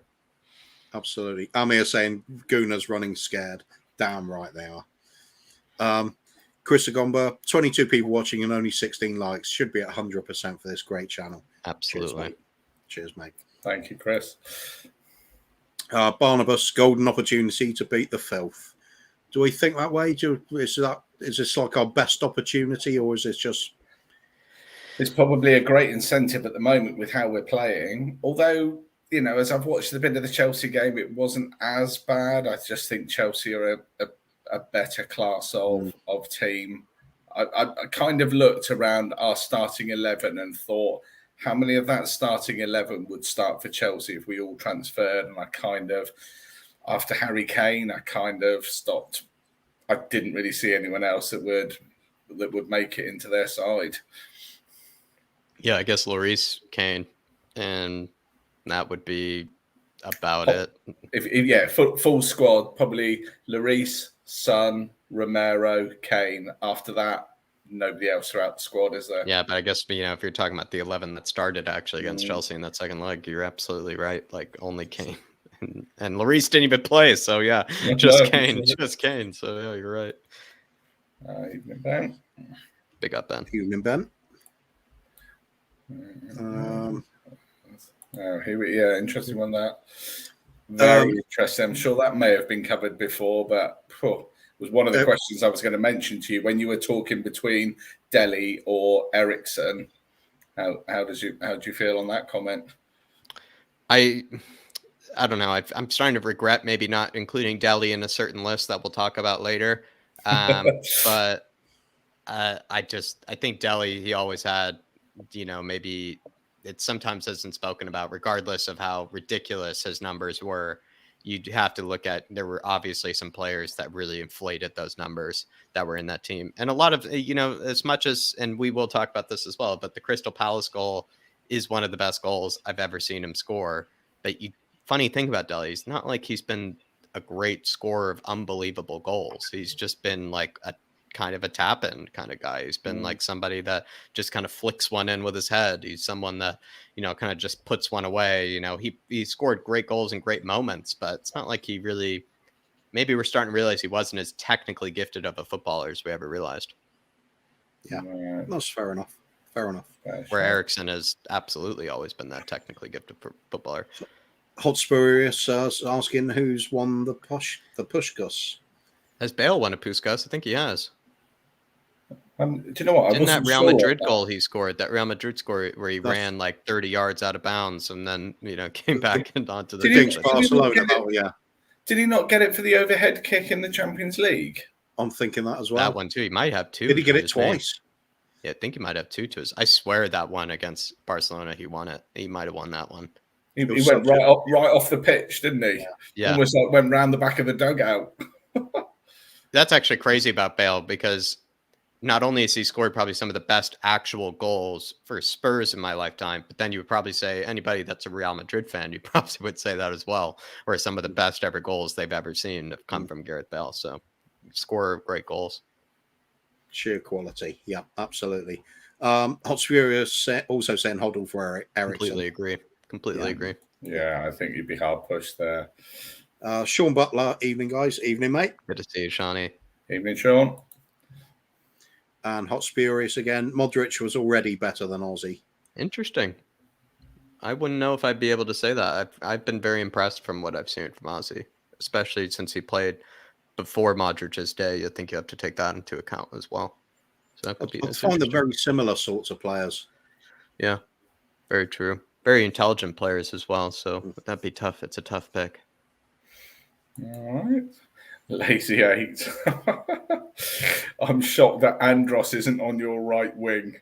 I mean, Andros, Townsend, or Bale, I think it's a no-brainer, but, I'd go Aaron Lennon, actually, over Andros Townsend, to be fair as well. I always had a bit of a soft spot for Aaron Lennon.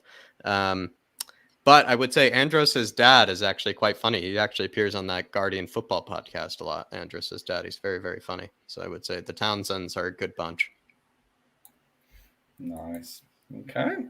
Andrew Bailey saying, big up, Jack. You're a legend and always welcome at Spurs. If you ever need somewhere to stay, my doors are always open. Probably looking for Airbnb at one stage, Andrew. So maybe we can arrange something to pick yourself up, Andrew. Really appreciate it. Dermot saying, big up, guys. We are the mighty Tottenham Hotspur. We will rise up and beat the scum. Come on, you Spurs. Damn right we'll beat the scum. We've got to. Season's ruined if we don't beat them. We've got to. It's not just the weekend like a normal, is it? It's the season if we do this. It is. It really is. Cody Mack saying, Arsenal scared to death of coming to Tottenham Sunday. What a farce. Well, I'd be embarrassed even more than usual if I was a Gooner. Is that possible? Can you be embarrassed more than usual? No, I don't think so. We've had a lot of history, haven't we? Sean Butler, Bale won the Real Madrid overhead goal too. Oh yeah, He didn't win a Puskas. That's what people are saying, and I think they're correct. Which is ridiculous because I think the Puskas though is always a bit. It's a bit, it's kind of like the Ballon d'Or. It's a bit, ridiculous at times. Perhaps we agree that he just should have. Yeah, 2 times I think he should have. Yeah. All right, and then the last one that we'll do for now. Andrew saying, do you think they're just building up the club to sell new stadium, new area, hotels, etc.? I think Levy knows his days are done and trying to make as much as possible. Well, Jack, would you like to go first on that thought? A theory I would have would be if there's these rumors that Forest Lee guy is buying some considerable share away from Levy. He's buying some percentage, because I believe Enoch and Levy own around 80%, I believe, of Tottenham Hotspur. And so I think what the case... Enoch own 85% of Tottenham and Levy owns 29.6% of Enoch. So a fair chunk of money if we sell the club, if the club was sold at $3.5 billion. I'm not sure if Forest Lee's exactly buying that, the entirety from it away from him. I would assume that maybe he would buy enough where he would then be the majority shareholder of Tottenham, maybe ahead of them. So whatever that figure is, I'm not sure. But I think what Levy and Enoch are going to continue to do is to have as much of the property sort of, elements of the club be in their hands. I don't think they would ever, sell that away because they know that it's invaluable probably to them, Andrew. I suppose the most important part of a football club, let's buy all the buildings and stuff around it. Because, Property Investment Inc. first, football second. We got a shite team, but we've even got a cinema coming now. There we go. 72 new homes, and you were about to leave that out. There is a cinema coming. I mean, come on. I mean, get on board with Levy. Hey, Vlahovic. We don't want Vlahovic. We want an Odeon. Come on, come on. Right, and just one last one. Good evening, Derek. Nice to see you, my man. Evening, Derek. Right, there we go. We are up to date with comments. So back over to Super Jack for the next part of the show. All right, I think it's the top 5 moments, right? It is the top 5 moments. Fire away, mate. Any order you like. I think what these are funny is because it's more. I picked these more of like where I remembering where I was. It's kind of like the funny thing because sometimes when you're just kind of, especially as being like an American, sometimes you're always on some couch, somewhere watching the game. Home or the psychiatrist, isn't that? Exactly. And also as well, considering, I was, busy with my own life at the time where I was going through school, university, my own sort of, sports games and things like that, so sometimes it was, I would have to rewatch a game back. So, which is nowhere near as fun. It's nowhere near as fun to rewatch a game back where it was like when I did, just sit down sometimes, especially since I grew up in Seattle at the time. Growing up in Seattle, there were a lot of 4:30 a.m. games that I would wake up for as well. And so it's sometimes those goals that I might include are sometimes those 4:30 a.m. goals that I would actually take into account. The first one I think is the Delhi Crystal Palace one. And this one's kind of funny because I was actually visiting schools, visiting universities in Colorado. Maybe people in the UK don't. Maybe they probably do, considering, the university system's different here. But you do sometimes go to other states around the country to see maybe what school you might go to. I was visiting some schools in Colorado to see if I wanted to go to school in Colorado. I'm originally from Washington State, and I was in the hotel room with my mom, and I think it was like 8:30 in the morning or something like that at the time. And I was watching that Crystal Palace match. I believe we were getting ready to go see some school, and I hadn't gotten ready yet. I was probably getting already kind of, yelled at and, just getting, getting a lot of, scoldings from my mom. And then it all lived up to that moment from the goal from Dele Alli. So it just, I don't know. That's why that one comes to mind. Obviously, we all know it's one of the best goals Dele Alli's ever scored. But for me, it was just hilarious to be screaming in a Denver hotel room at 8:30 a.m. And also after my mom had told me repeated times to, get ready for, I think, whatever university tour that I had that day. So that one comes to mind. The other one that I have that I'll just combine with that is the Kane goal with the goggles against the scum from the outside the box corner. It's just, I think the reason that one includes for me is because I've yet to really see someone score it from that angle. I feel like in some time as well. I feel like sometimes we don't talk about the angle in which he scored that from. It's still like unbelievable to me. I don't really. Another goal actually Kane scored again against Crystal Palace. Actually, was that goal he scored last season. It was also a ridiculous angle that he scored it similar, from, so. but from the opposite side, wasn't it? Yeah. So that one was curling away, whereas the scum one, sorry, I nearly said the wrong word, was just curling into that top corner. And when you see the camera angle from behind, and when it left his boot, it was going nowhere near the goal, wasn't it? And it just curled into that top corner. It was absolutely. Apologies, I'll be right back. Just have to deal with something. No problem. And it was just it was one of those. Unfortunately, we've been conceded after that, but what a game. Yeah. The Kane scum goal as well. It's more the celebration as well, I think. So it's the angle in which he scores it, and the celebration is just unbelievable. His absolute elation that he shows, and like throwing away the goggles that he does. I don't know. It really is just kind of sends goosebumps through me still to this day, that sort of goal. So the other big thing with that goal, Jack, as well, if you remember it, is Dele Alli won the ball, but an absolute lost cause. There was no way he should have been winning that ball, but he kind of, Mertesacker was letting it run out. He let it go past him, went in, back-heeled, and it was just that press. I missed that press because there's just no nonsense, was it? It was like, we want the ball, we want the ball, we want the ball, we'll do something with it. Yeah, absolutely. Just get the ball back. Like it which is I prefer. That's what I actually kind of like about the Bundesliga. I would say, Phil, is because it's kind of funny. Just every team just gag and presses each other.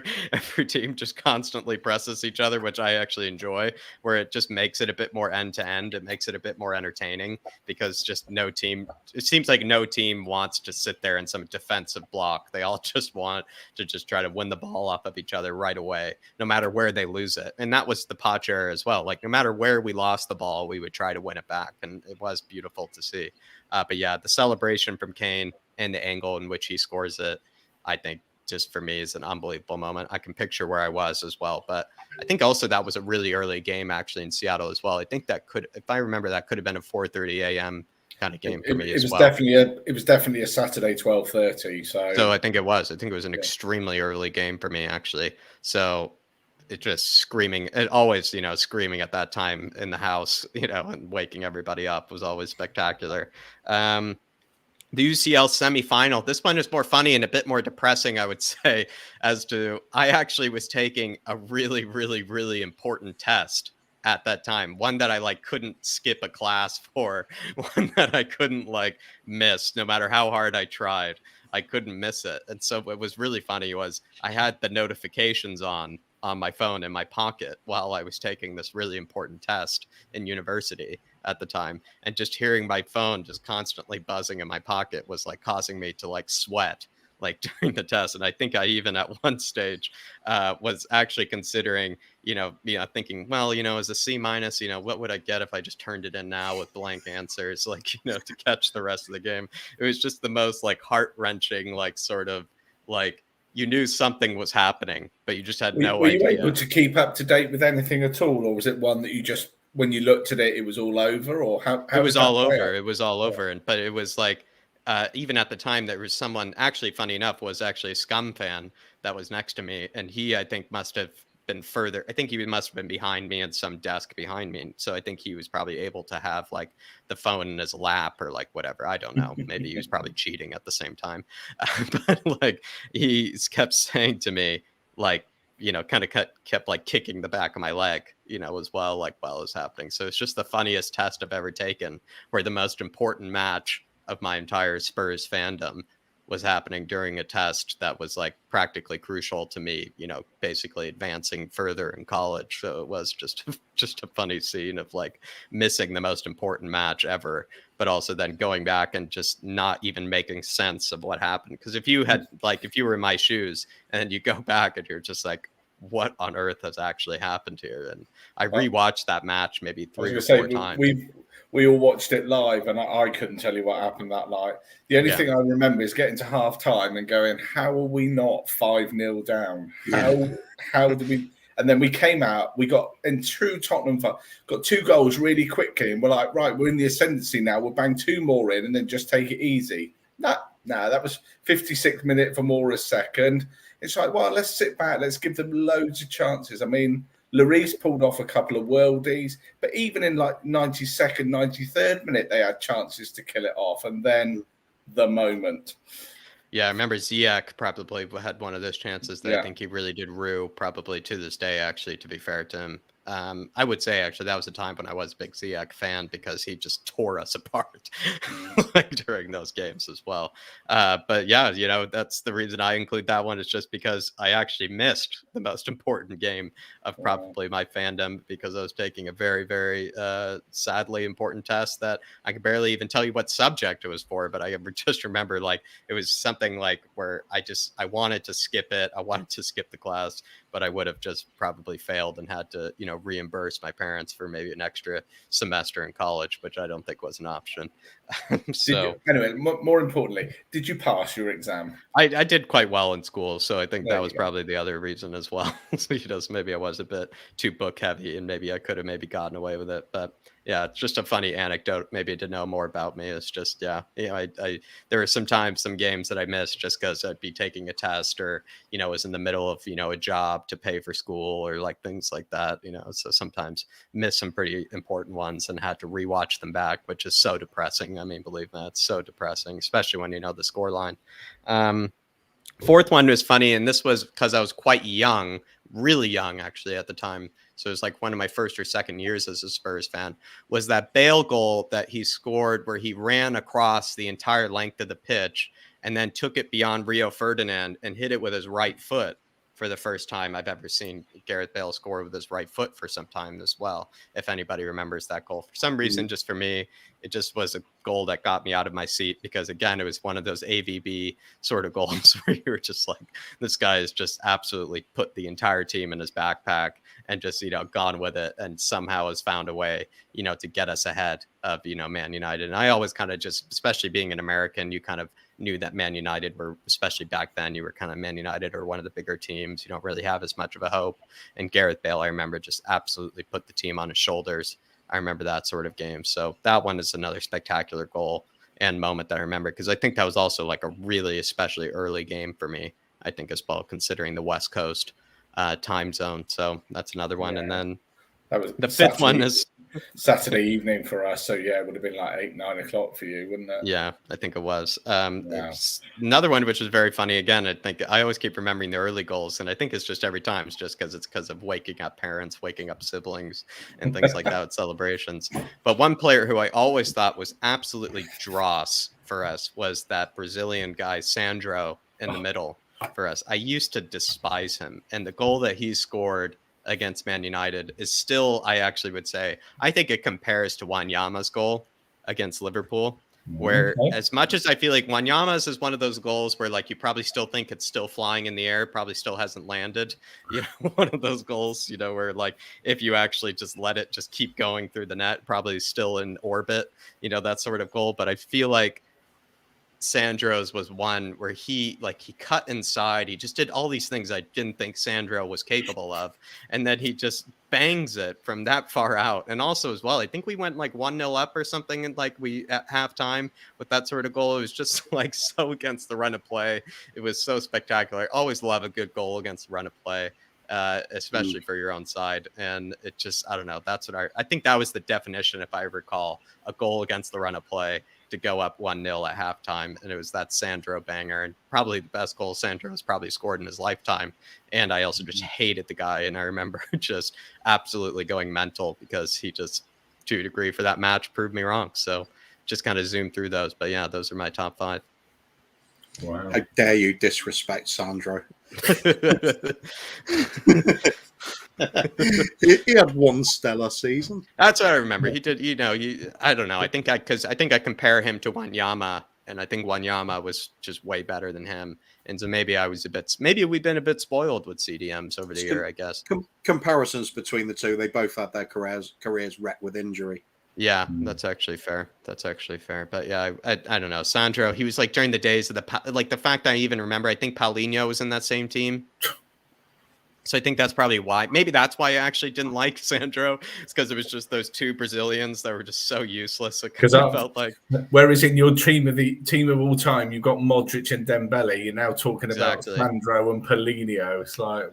So maybe I'm being a bit harsh on Sandro, but I just remember that, like, I think it was like the HP sponsored kit that we had back then as well. Just remember that just being a horrible. That was Soldado's year as well. It was just a horrible season, and that's what I remember. So Sandro, maybe I'm being a bit harsh on him, but I just remember just hating that team so much, and Sandro just proving me wrong that match. Right, that's it on favourite moments, isn't it? That's all 5 of them dealt with. Right, on to the one that I was particularly looking forward to, shall we? What's your favourite shithousery moments and shithousery players? It's hard to pick the moments because I think shithousery builds. It's almost like you have like portfolio. Like in order for someone to really qualify as a shithouser, they need to have like a portfolio of shithousery moments. I feel like, you can't, because everybody once in a while, like even the nicest players in the world, like a Jan Vertonghen or something, will have a shithousery moment. But it's like whether they have that true portfolio of shithousery where they actually have a reputation for it. I do feel like I'm kind of regretting this, where maybe Dele Alli could have gotten into this one. And I think I would, maybe on reflection, but I'm going to stick with what I originally chose. I've gone for Lamela, Yunus Kabul, and Danny Rose, all for different reasons. I think with Lamela, maybe I'll finish with him. But the reason I gone for Yunus Kabul is I just remember some of the nastiest two-footed challenges I've ever seen in my lifetime have come from Yunus Kabul. Just kind of like, he to a degree felt like he was the Granit Xhaka, maybe of our team, actually at times. And also like he could have an immense game and then just pull off like just some challenge that you're just like, what is he on? It's in Yunus Kabul, I just always had a bit of a soft spot for that. He also had a great header on him actually at time as well. Yeah. He could really, absolutely clanger it into the back of the net sometimes with his forehead. And so he also just seemed like somebody you would just never mess with as well. He just seemed like just an absolute unit, an absolute brick house of a player.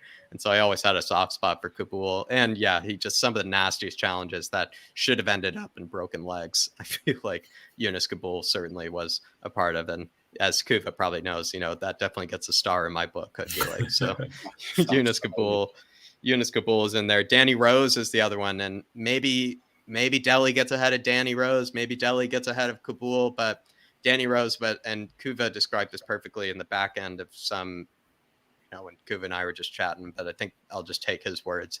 What I loved about Danny Rose is that he could have some moment where someone takes him down, and yet no matter how small or like how unintimidating he might come across, he would be that person that would just get up right away and would put his face right into that player's face immediately. He never backed down to anyone. He always was. Probably some of my favorite things are anytime a ball goes out of play and the players that hold on to the ball too long or just throw it the opposite direction that the player is, or just throw it to the stands or like something like that. I think Danny Rose was probably one of the kings of that.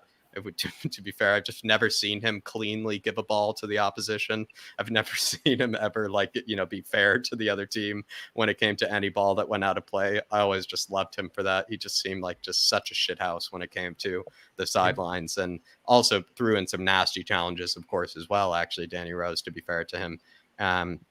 I like how I'm saying, to be fair to him. If I was an opposing fan, I would have absolutely hated Danny Rose. Exactly. That's what I think. He would be up there for me with Robert Perez as the most annoying person that I could just spark out any point. But because he's one of ours, you're like, yeah, good old boy, good old Danny. However annoyed we got with him. You probably feel like every ball boy probably hated him as well. Like, because I just fondly remember so many moments on the touchline or on the sidelines where he just never, ever threw a ball to a ball boy, never, ever threw a ball to the opposition. He also would just hilariously, especially if we were up 1 goal or 2 goals, just take ages to throw it in. I remember as well sometimes Danny Rose, and I don't know, I just always kind of loved his sideline antics, and as well he just was like a brilliant shithouser in every sense of the way. So he makes it. And then I did throw the one that's, you know, the absolute king of it, and it is Eric Lamela. And I think we've all grown to appreciate over time that guy as being one of the. I think it's funny. Maybe I have a theory with Lamela where it seems like we never really appreciated him until he left, and it feels like he's gotten more praise for maybe how little he's ever done for us since he's left, which is I find kind of funny because he is somebody that has a pretty dismal record in terms of actual goal product and assists for our squad. And yet now, since he's left to Sevilla, it seems like all of a sudden we're kind of like, oh, we really miss Lamela. We really miss Lamela. And it seems like we were never saying that when he was actually at the club. We were kind of, you know, thinking like, how is Lamela? He didn't play very often, but I guess the good thing you had with him is he got stuck in. He was somebody we all sit and watch it now and we're like, I wish they played for the badge. You did feel that he kind of played for the badge because whether it was a game of tiddlywinks beforehand or spot the ball, he wanted to win. And if he didn't win, it was the end of the world for him. And it doesn't always feel that you've got that commitment now, does it? It feels like he was from the same school of dark arts and shithousery. Maybe this is actually interesting. There's shithousery and then there's dark arts mixed with shithousery.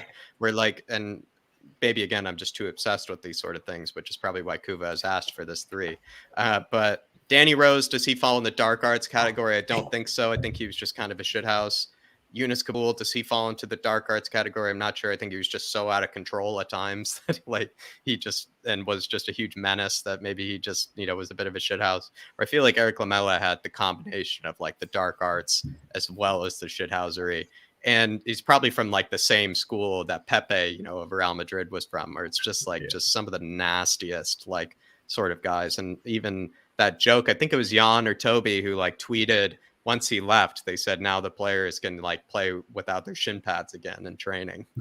Which is, I think it's the one where he got Martial sent off, and you're like, how the hell? He must have been holding his face, pissing himself. And like he must have literally been like, is anyone looking? This is so funny. he proper sold him a dummy there, didn't he? Well, and you probably, if you actually check probably Martial's ankles or his calves, you probably would see like 3 holes. I bet he stood on his toe. I bet it was a little scratch down the back of his calf and stuff. You just know that he's a shithouse. I don't think we're probably allowed to see what he was probably doing before, you know, coming on sometimes. But that dude, just whatever coffee he was drinking or something, that guy would just walk in just so wired, you know, like whatever he had going through his system. Because I don't know, Lamela, like I said, the brilliant combination of dark arts and shithousery, where he would step on somebody's hand 1 minute and then he would get, you know, that same player, like you said, you know, a yellow card or red card the next minute. He would put in a 3 foot, like it's almost like a 3 feet, put in like a 3-footed challenge like into somebody where he puts 2 feet in, but then he's also like shoving his hand into like the player's stomach or crotch or like something as well. He didn't shirk a challenge at the Battle of the Bridge, did he? He probably single-handedly got 4 yellow cards. How he stayed on the pitch that night. Him and Dyer in particular, wasn't it? Yeah.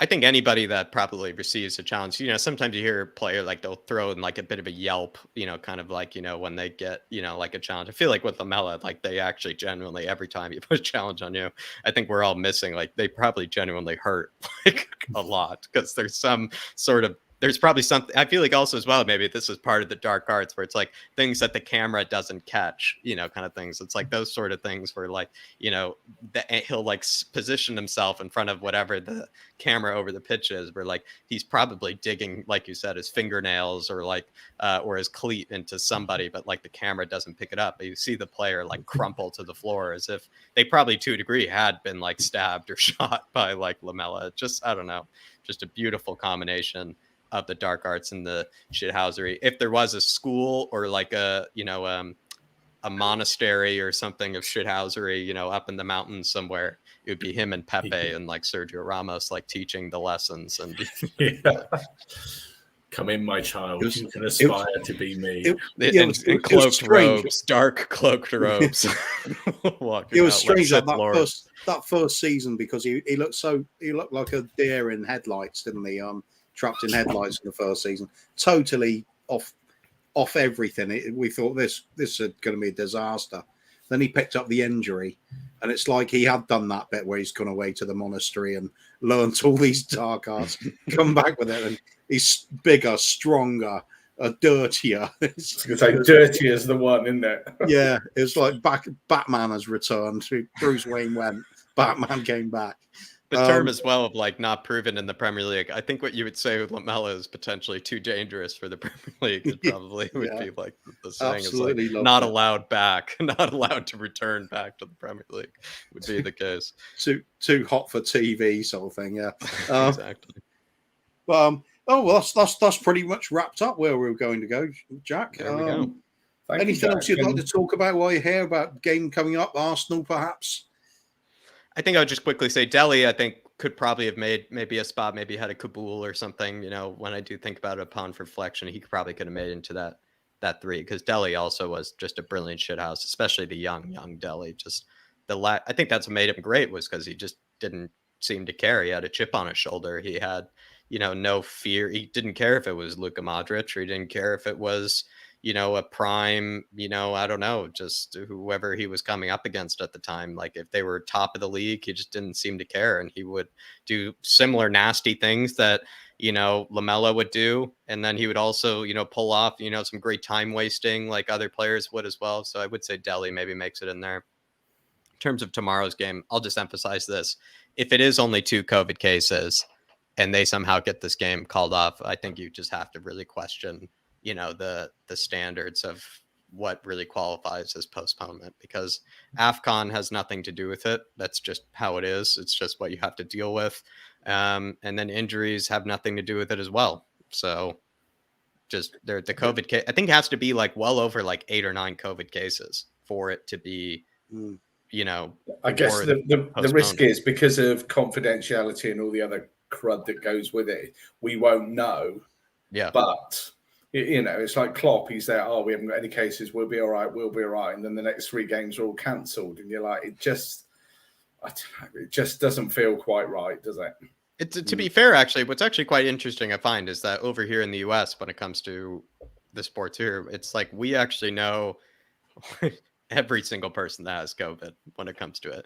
Like you would know the exact person in the squad that has COVID, the exact like time they got it, who they got it from. Like there's no hidden information when it comes to it. There's no privacy at all, which is funny considering we seem to be a country that really prides that sort of thing.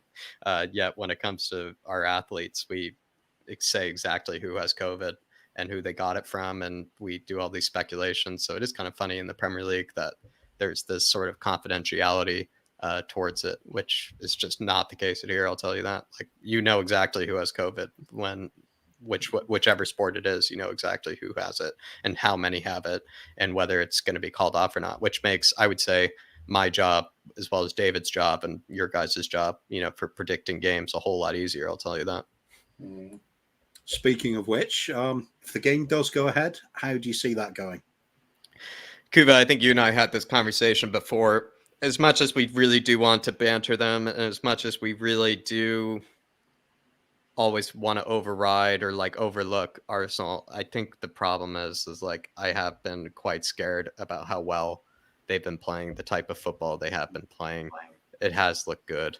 It has looked intimidatingly good at times. And I think we are going to win it, because I think regardless of that, we are going to win it, but it's not going to be as easy as I think I would like it to be, just because they are playing quite well and they seem to have a bit of unity and like kind of camaraderie over there, which is disgusting to think about considering it's the scum over there. And I don't know. And there's not good murmurings coming out of Conte right now. Conte is really losing faith. It feels like with the squad. I'm going to say it's going to be a 2-0. I think it's going to be a 2-0. I do feel like we keep them out of the back of our net, but I don't think it's going to be the prettiest of performances, which is, I'm plenty happy to see. I love a nice, disgusting 2-0 or 1-0 win, but I don't see us clattering them. I think it's going to be 2-0, regardless of how many players they have missing.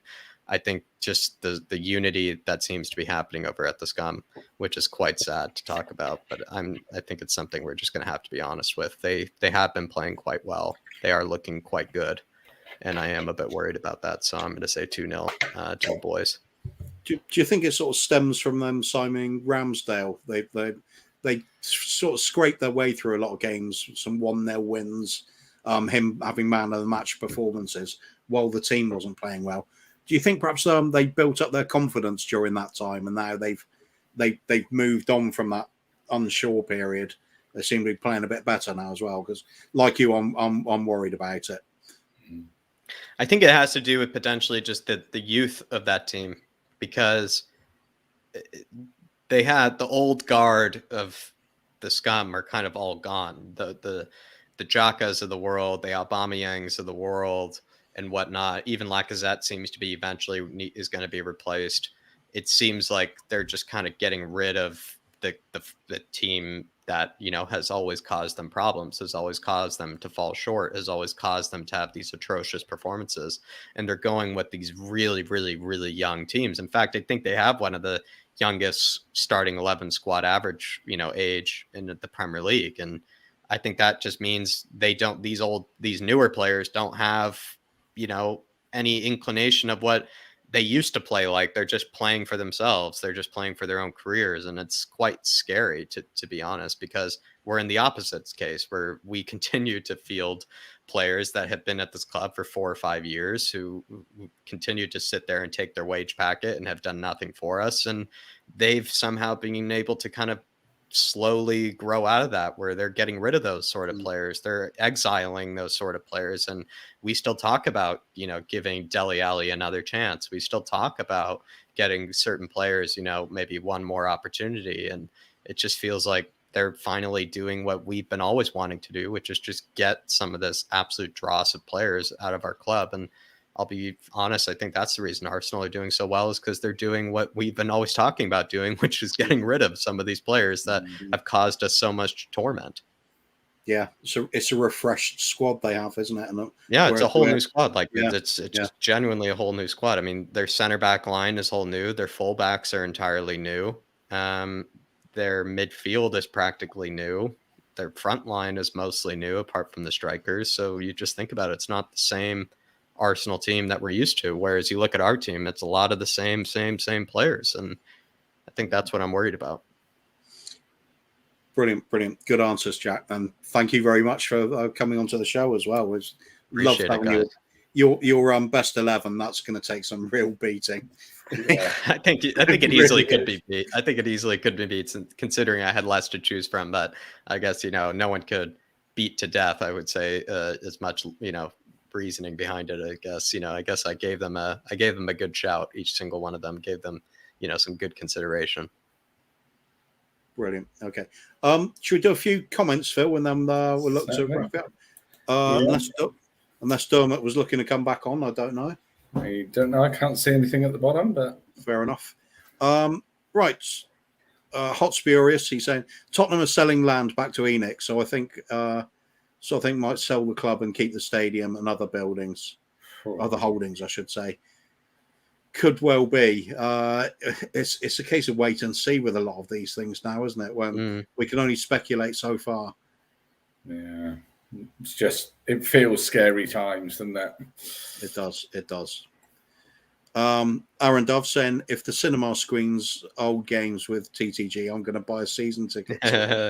Great comment. Cinema Aaron. Pass to TTG. Big up, Moy. Hot Spurious again saying, my best live moment was seeing Danny's goal versus Arsenal on his debut. That was an absolute banger. That's like one of the best absolute bangers of the absolute bangers. I was going to say, probably one of the best goals very early on as well, wasn't it? You could make a case that maybe makes like the top. Maybe that makes top 5.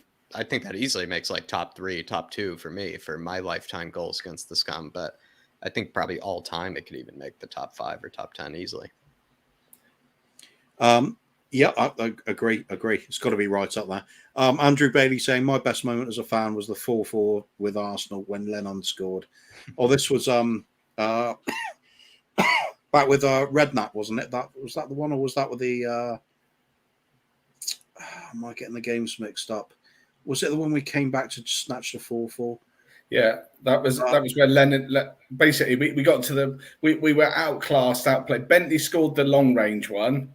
That's then right. Bent scored one. Then Jenas kind of got the consolation and curled it round the keeper. And then somehow in like 95th minute, Lennon scored. I think I suddenly started thinking of the Martin Yole one. Was that on a 5-4 or something like that? a cracking game as well. But yeah, for some reason I can't remember the Lennon goal. I can't remember it either, to be fair. Modric had a shot. The keeper dived to the right and kind of parried it out, and he just slotted it to the right of him. And then literally ran into the corner, and even the Tottenham fans dived on him because they were that excited. Oh yeah. I do remember now you say that. Yeah, definitely. I mean, how can he not love 8 goals in a match for a start? No, that's true. Well, actually, he could prefer if it was all 8 for us. But I was going to say a 0-8 would have been good. But Sean Butler saying this may have been said, but the current layout looks like Kuva double pointing up towards Phil and Jack and saying great points. We'll say it's intentional, Sean. We'll say it's intentional. It is, yeah. We'll go for that. He has 2 arms on the outside of his screen. That's what it is. Let's get these. It's not going to work like that. Aaron Duff saying Sandro was brilliant at that Brazilian martial arts. So I forget its name. Not jiu-jitsu. It's it's like capybara or something. Capybara, yeah, the rodent thing. Andrew Belly saying Stefan Freund, good vibes. Shoot. Yeah. Love that story behind that. He must have thought everyone was booing him early on, mustn't he? Because it was just like, boo! It was like, no, it's shoot. I wonder how many times he actually would have had a shot if it wasn't for the crowd. Be something else. Carl Simpson saying, evening, guys. Evening, mate. Big up, Carl. Hot Spurious again. I loved Lamella. He was always just unlucky with injuries. Turned into a very good defensive player and often had the pass before the assist. Absolutely agree with that. He was turned into a workhorse for us, didn't he? With that bit of skill to him. Kind of in a way like a Paul Allen, if people remember him. You wouldn't think he's going to be the star performer for goals and assists, but he'd always put in a shift. Loved him as well. Yeah, great point. He did kind of have that. I don't know. Maybe he did kind of have that issue, though. I would say I don't like to be unfair to him, but he had that issue where he just held on to it. Sometimes felt like too long. Yeah, maybe Lamella. He would take too much time.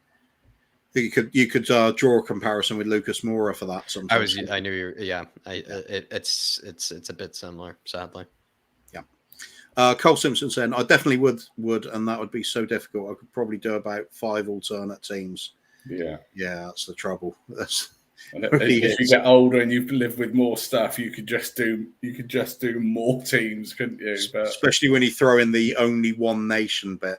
Phil and I tried this, and we're thinking Gascoigne, Hoddle, King. Yeah. Oh my god, that's a toughie. That's just painful. That's just painful. It is. Andrew Bailey again. Kuva, them fingers are either side, make you look like pointing off an F-bomb to the world. Maybe I am. Maybe I am. You don't know. Derek saying sending offs don't count either. Arsenal are trying to cheat the system. Yeah. Just it has to only do with COVID cases, and I think it only has to do with whether it's too dangerous for our own players to basically play with their players. I think that's the whole ruling. It has nothing else should be taken into consideration. Spurs 72, big up, mate. Arsenal are running scared, and it's no surprise. It's a bit different when they have to come to our place, isn't it? Yeah, that's fair, actually. Good point. Aaron Dove, don't mention the 4-5. We were chasing that game. Defoe, what a goal, though. Yeah, it was. I mean, for a neutral, what a game, but you don't want to be in on the. Wasn't it 9 different scorers that day as well, or something? Think it might have been, yeah. Not a good day. And that's us up to date with the comments. It is 2 hours. We are. What we've got there? Oh, why is Dermot asking to come in? Because I'm being polite. It's called being polite. Phil looks shocked. Phil like he's about to fall off his chair. We're doing the introduction. Phil, you were right about the 4-4, and Kabul scored the winner in the 3-2 when we came down from 2-0. Certainly remember that one. Yeah, we don't forget that one. They were 2-0 up by half time, and then I think the scorers were correct. If I'm right, it was Van der Vaart got one. Gareth Bale got the first one. Van der Vaart got the equaliser from a penalty, and Kabul then from a header from a Gareth Bale free kick. And then poor old Arsene Wenger's bottle, it hit the floor, didn't it? What a shame. What a shame. But anyway, I've got a little bit more on the Arsenal thing. Sorry, I've just got to bring this one up from you, mate, Aaron. Thanks, lads. Great show as always. Now Dermot's here to feck it up. That's harsh. Come on, that's not right. He's here with breaking news on Arsenal. Come on. I don't fucking care what anyone thinks. If I want to come to my show, I'll come on the show. There you go. Good answer. Aaron, love you, my Irish brother. As long as I invite you back, apparently. Oh, of course you're invited back. And Phil is invited back too. Dermot, you said you have some news. Yeah, I have some news. Arsenal, the game will not be postponed. The Premier League will not. I've been talking to a few people. They will not allow this because it's not COVID connected. So they've been. I'm hearing they've been told to get on with it. Good. Well, it looks like they're going to put 11 men behind the ball, I guess. That's what they're going to do. They did that against Liverpool quite well, actually, to be fair. But there's at one stage I saw Lacazette also in the box at one stage where I was just like, this is the true definition of a draw is probably a better result for us than it is for them, although I think we'll go for the win. I think they have to win because of where they are and stuff. But we've got to win that. We need a win, to be fair, because we have some difficult fixtures coming up, so we need to. I think we need that momentum. From what happened earlier in the season, we've got to put them in their place. Yeah, we've got to take some revenge for that. Yeah, we need a win for morale, for our fans, for morale. But I will say one thing: we're the mighty Tottenham Hotspur, and we will not be beaten. We will rise again, and we're going to keep rising. The cockerel is crowing. Bill Nick is coming back into our spiritual home. And White Hart Lane is going to be a fortress again. It's already. It's already becoming a fortress, I will say. I'm hanging on your every word, Dermot, because I bloody hope so. Yeah. But anyway, I just got to bring this up. Sorry, from Aaron Dubb. He went, "I was only joking," and he says, "That's I know you too, bro. You too, bro. Go on then, Phil and Cooper, take us out." I'm just going to say a big thank you to Jack again for sparing time for coming on the channel. I know how busy you are. I really do. Let alone running one channel, but the second channel as well. Perhaps you want to talk us through the two channels, just in case anybody here doesn't know who the legend Jack Kanicki is. No, I would say it's been a pleasure. Fridays are kind of sort of supposed to be sort of my days off, but usually I just kind of get some stuff done ahead of time for both channels, usually on this day, and kind of actually, believe it or not, I also have a life outside of those two channels as well that sometimes I tend to take care of. So including a girlfriend of mine and everything. So these are kind of the days that I catch up on all that work as well, which thankfully I have done. But yeah, like if anybody hasn't seen second channel Flat Cap Bureau Talk when it comes to transfers and reviews of players, head on over there. And I'm sure the Irish Hotspur is also a place that people are well aware of. But I would say, guys, it's been a pleasure. It's been an honor. It's also just been nice, to listen to my own voice for this long, especially when it comes to certain players that probably I don't get the opportunity to really be so sentimental towards. So it's been actually quite fun. Also, thank you very much for giving me that moment to talk about the 3 shithousers that I would choose from, because if I could do one for all of world football, I probably could do a 4-hour stream. Like I said, I would be in that monastery. There's an idea for a show. Please. I would be in that monastery with the dark cloaks with them as well, just teaching the lengths of the dark arts. So it's been a pleasure. People going around blessing everyone. Jack will be doing this to everyone.